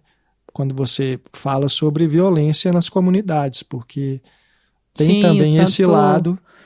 Tanto que a polícia chega só pra repreender, pra caçar, né? Pra reprimir, caçar. Né? Chega ali sempre pra caçar. Nunca tá ali pra ajudar, né? Que seria esperado. E ainda se aproveita pra lucrar. Né? Em falas também, né?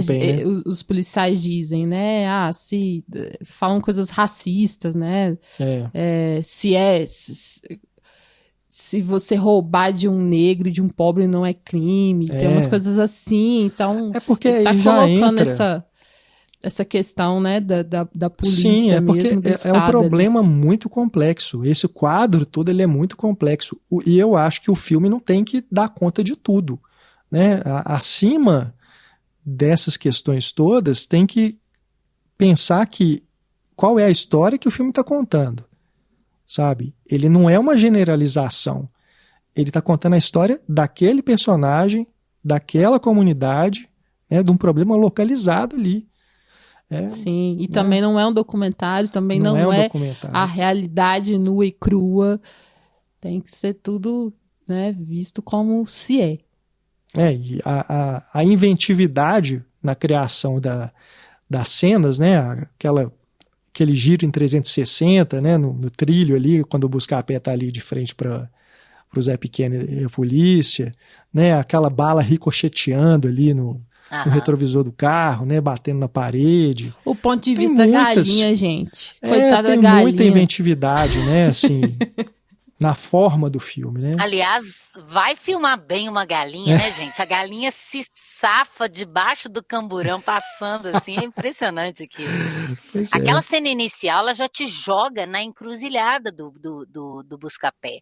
Ela já te coloca naquele lugar para você olhar para os dois lados, e aí? Como é que você se livra disso, né? Então, por mais que, igual você falou, não vai falar exatamente da polícia, mas está tudo implícito ali. Basta você querer ver. Né? Ele não vai espichar nada, mas as questões estão colocadas. Ele não vai dar conta de tudo, mas ele vai se tocar em todas as questões que estão envolvendo aquilo ali. E tem um aspecto interessante nesse ponto, porque tem uma cena ali no início, quando a gente está acompanhando o trio Ternura, depois que eles fogem da polícia, que eles estão escondidos ali no matagal, né? E eles sobem numa árvore. E ali o Alicate, ele tem devaneio, né? E aí ele resolve... Epifania. Ele resolve que vai sair da vida do crime e vai voltar para a igreja. E nesse momento que ele está ali pensando, entra uma coisa poética, né? Que mostra ali o orvalho ali nas folhas da árvore caindo, e depois entra uma cena estranha, né? Que é um peixinho, depois é um peixe gigante atrás.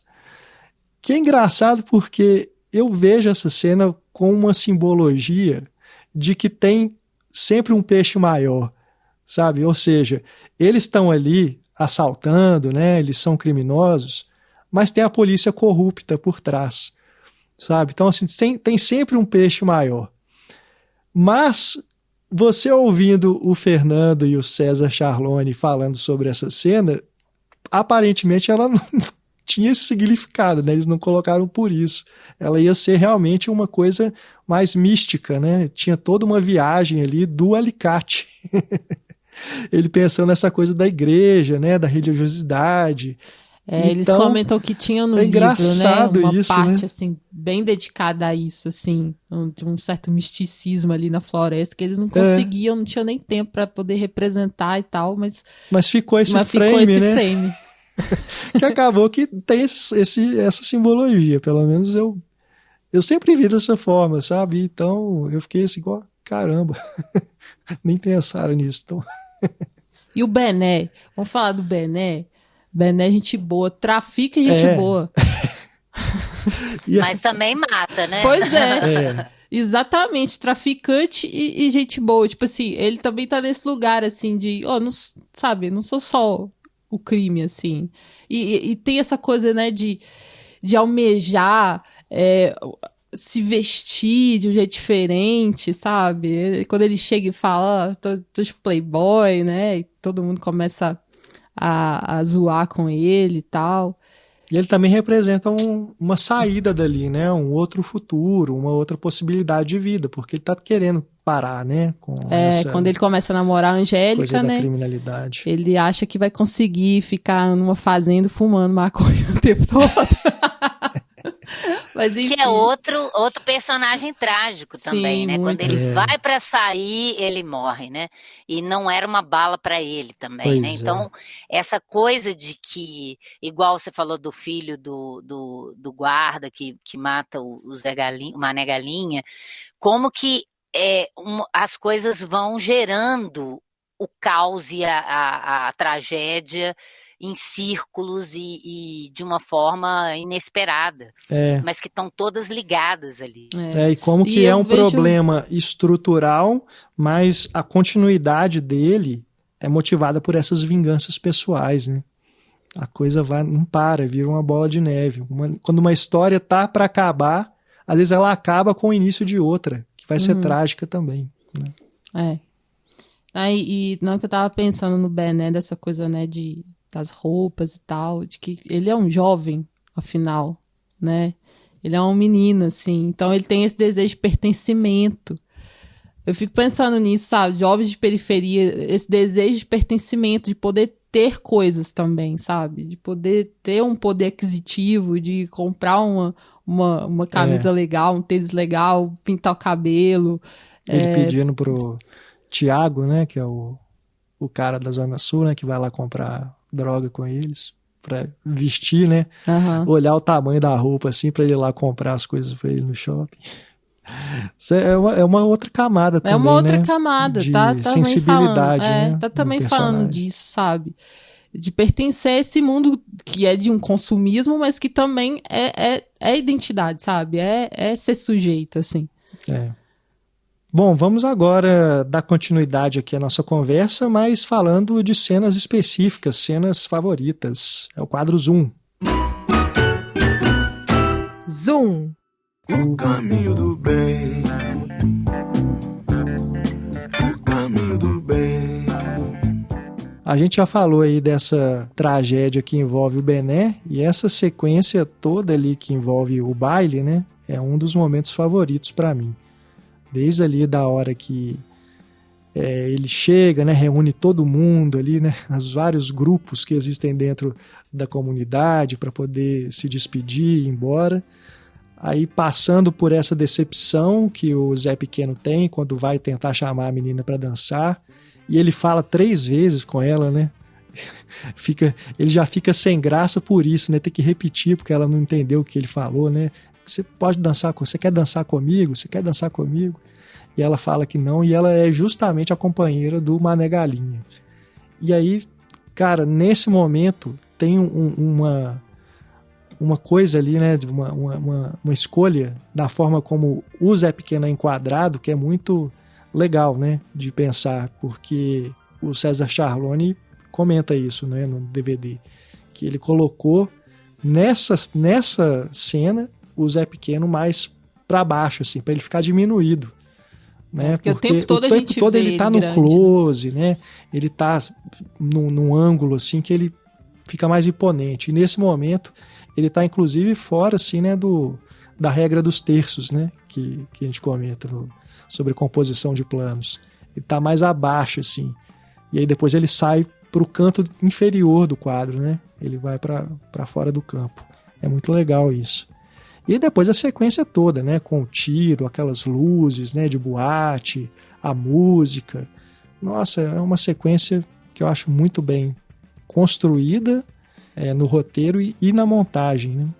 E na fotografia, claro, mas assim, é um dos momentos chaves para mim. Vocês gostam?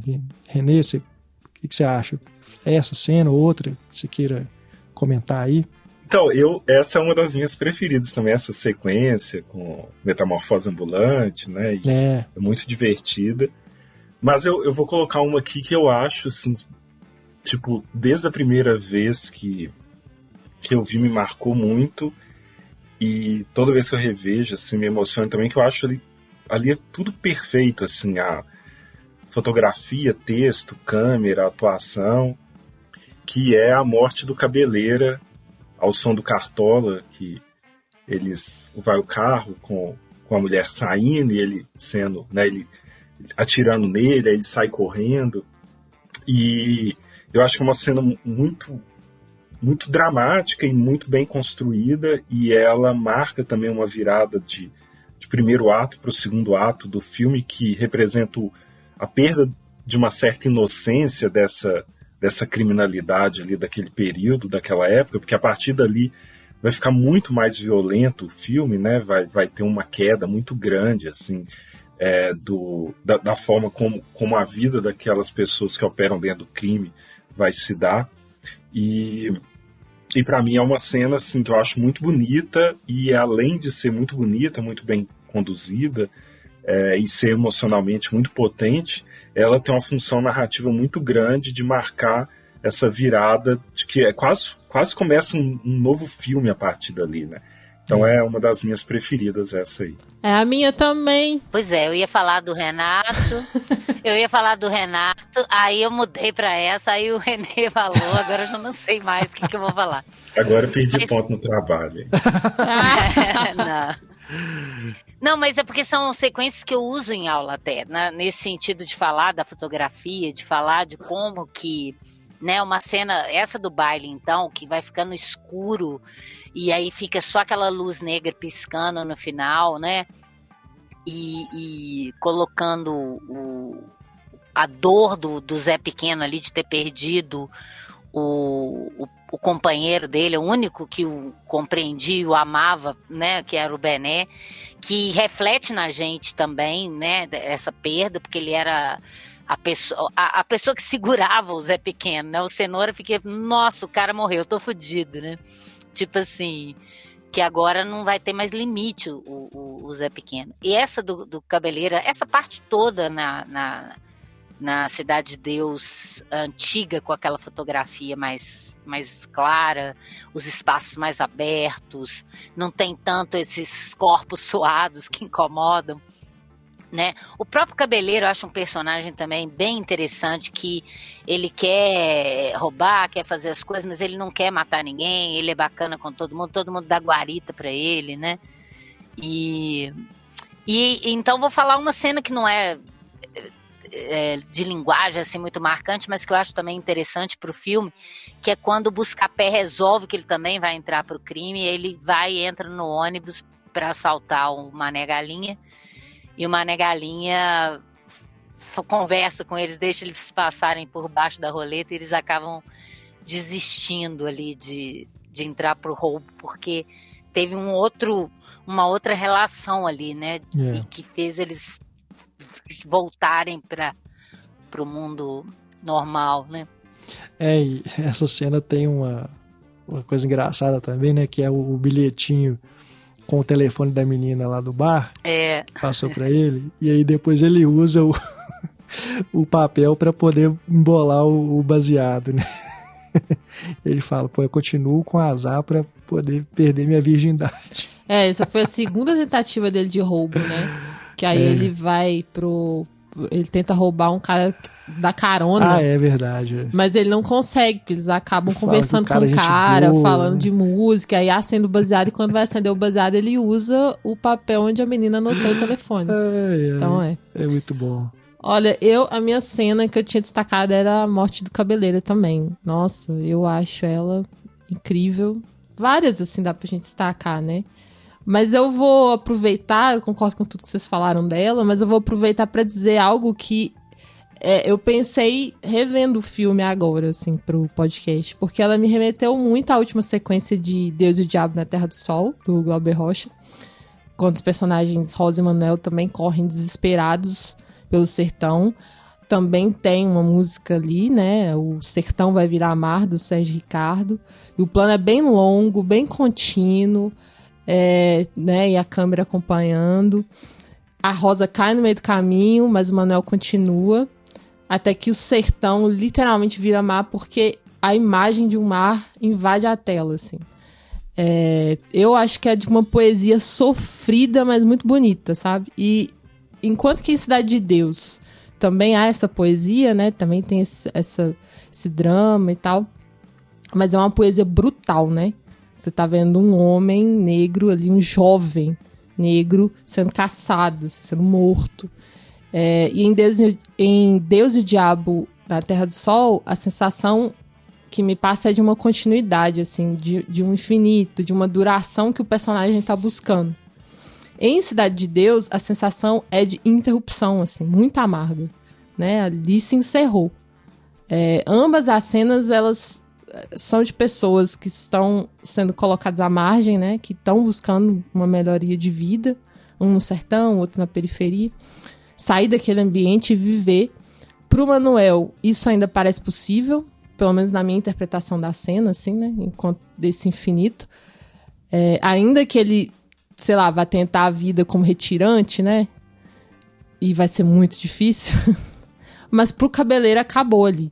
Então, eu acho que são dois registros do cinema nacional para falar de pessoas marginalizadas e pessoas que estão tentando buscar mudar de vida, mudar de ambiente, né? Apesar de toda a violência que sofrem. E que são, assim, icônicos, né? Não tem nem o que dizer de Deus e o Diabo da Terra do Sol, assim. Bom, acho que Ivana Bentes me xingaria aqui hoje. Porque, né, o texto dela faz toda uma oposição da cosmética da fome com a estética da fome do Glauber. Mas, pra mim, são duas cenas que conversam muito, por tudo isso que eu falei, assim. Muito bom. Muito bom. Sequências, no caso. E Larissa, qual cena você destaca? Tô vivendo o mesmo drama aqui de todo mundo. Porque eu anotei a cena da festa também, do Bené, né? Com destaque... Eu acho que é a que mais marca mesmo, né? Com destaque daquelas luzes, né? Que eu achei aquilo ali muito louco. Falei, meu Deus do céu, tipo, já dá uma agonia, né? Antes do tiro. Aí eu achei incrível, mas eu também coloquei a cena inicial mesmo do filme, né? Que é o busca-pé com a galinha, que vai pra outra parte do início do fim. Porque eu acho que ali você já consegue ver que tem uma estética, que tem uma lente, assim, que você já vê que é um filme diferente, sabe? Aí eu coloquei essa também, que eu gosto muito, assim, de ver... Porque no início do filme a gente não sabe o que vai acontecer, né? A gente só vê que ele tá no meio do povo com tanto de arma e da polícia. Aí eu acho marcante também. Aí coloquei essas duas. Muito bom. Então tem várias cenas, né? Eu gosto muito também daquela que conta a história da boca, ali do neguinho, que o Zé Pequeno chega, que é um plano fixo, né? Que vai mudando com as transições, né? As imagens, uma sobrepondo a outra, e ali você tem uma narrativa lá Rashomon, né? Que você tem os pontos de vista até voltar ali. É muito bom. Muito bom. E um trabalho de direção de arte massa também, né? Você vê nos detalhes, assim, as modificações e a deterioração. Do apartamento, né? Nossa, é bem legal essa da boca. Porque, tipo, parece que você tá em outro lugar, né? Mas o apartamento mesmo é que vai mudando de estética, né? Vai ficando descuidado. Essa é bem legal. E tem aquela cena também do menino tomando tiro no pé que é marcante pela dor que a gente sente junto com ele, né? Sim, nossa. Eu ia falar disso. Nossa, assim. Aquilo ali... Essa é uma que eu não gosto, que eu queria esquecer, mas eu não consigo esquecer, e eu não consegui esquecer, mostra o tanto que ela é bem feita, né? Sim, essa é pesada. O coitado colocando a mão, tadinho. Escolhe a mão ou o pé? Levando tiro no pé. Nossa. Não, e o menino chorando, aquele menino chorando, real, assim, é um negócio muito incômodo. Muito, muito. Pesado. Bom, antes da gente se despedir, algumas curiosidades sobre o que existe para além de Cidade de Deus. Fora de quadro.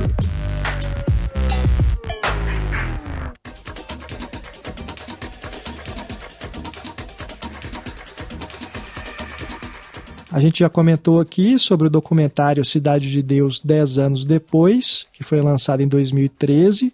É dirigido pelo Cavi Borges e o Luciano Vidigal.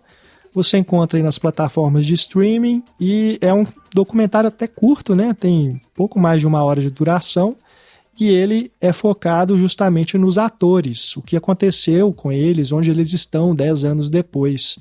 E, então o filme mostra com entrevistas, né?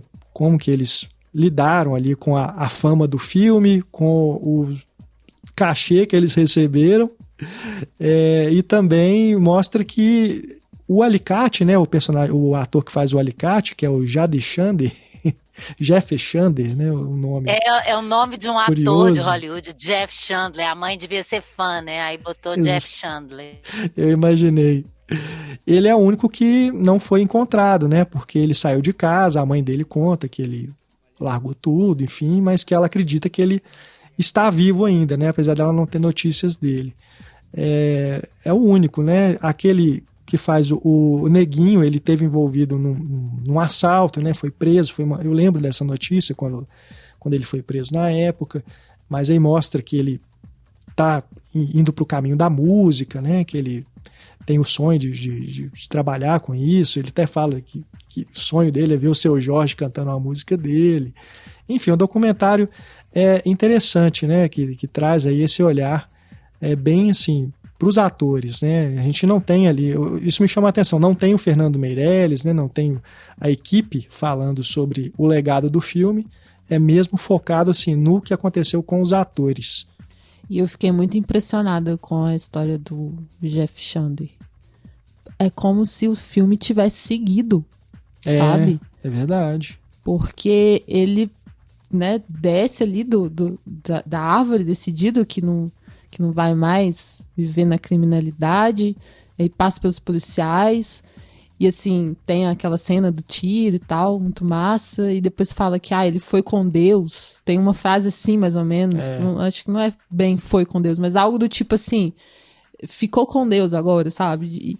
E o menino desaparecido, e aí tem esse depoimento da mãe chorando, falando que ela tem certeza que ele ainda tá vivo, sabe? Isso me marcou tanto. Pra mim, do documentário foi o que mais me marcou, assim. Porque, sim, sabe, como que a cena final dele no filme reverbera na vida real e vice-versa. Isso me impressionou mesmo. Sim, vale a pena ver. É um documentário bem legal. Tem também o curta Palace 2, de 2001, ou seja, antes do Cidade de Deus. É dirigido pelo Fernando Meirelles e a Kátia Lund. E ele serviu como laboratório para o Cidade de Deus, né? Foi feito originalmente como um episódio da série Brava Gente, da Rede Globo, e depois foi lançado em festivais individualmente Acabou, inclusive, ganhando prêmio no Festival de Berlim. Ali a gente tem o Douglas Silva e o Darlan Cunha interpretando o Acerola e o Laranjinha, personagens que depois se tornam os protagonistas da série e do filme Cidade dos Homens. É bem legal, você encontra na internet também esse curta Palace 2, vale a pena ver. Tem recente, lançado agora em 2022, o audiobook de Cidade de Deus, com narração do Alexandre Rodrigues, que faz o Buscapé. E ele foi, inclusive, escolhido pelo próprio Paulo Lins para poder fazer a narração. E ali ele teve a chance de interpretar os outros personagens, né? Porque ele narra a história toda, então ele pode ser também o Zé Pequeno, o Bené, o Cabeleira. Né? Peraí, é o livro todo? É o livro, é o audiobook. Caramba, que com legal. Ele narrando, né? E claro, ele reviveu o Buscapé, né? Só que de outro jeito. Esse audiobook ele tá na plataforma Storytel, que é focada nessa coisa, né? Dos audiolivros. Vale a pena. Foi lançado agora em 2022. E para finalizar, recomendamos também o videoclipe do Rapa, A Minha Alma, que tem o garotinho gigante, né, como protagonista. Ele que aparece em Cidade de Deus, ali correndo junto com os meninos da Caixa Baixa. E o clipe é dirigido pela Kátia Lund com o Breno Silveira, uma música do Rapa que fez enorme sucesso, né? E o clipe também. O clipe e o gigante também. Depois, em 2019, ele fez uma homenagem. Ele fez tipo um remake desse videoclipe. Então, vale a pena ver também essa outra dele versão. Demais, pequenininho, com aqueles óculinhos, icônico. Muito legal. É uma música muito foda. É isso, gente. Olha, Cidade de Deus, né? Tem muita coisa para falar sobre ele. Esperamos que você que ouviu aqui o nosso podcast tenha gostado aqui das discussões que a gente trouxe. Se você tiver outros assuntos, né, outros aspectos que você quiser comentar, por favor, se manifeste aí nos comentários. Pode ser nas redes sociais, pode ser na página do podcast, pode ser no nosso grupo para apoiadores, no Telegram, pode ser lá na Aurelo, no nosso fórum de discussões. Enfim, diz pra gente também como que Cidade de Deus impacta você, né? É um filme muito marcante, então eles com certeza têm um lugar, né, na história de todo mundo que gosta de cinema e acompanha. A gente quer saber. Eu pensei que agora também, se tivesse spin-off, que personagem você gostaria que fosse o protagonista?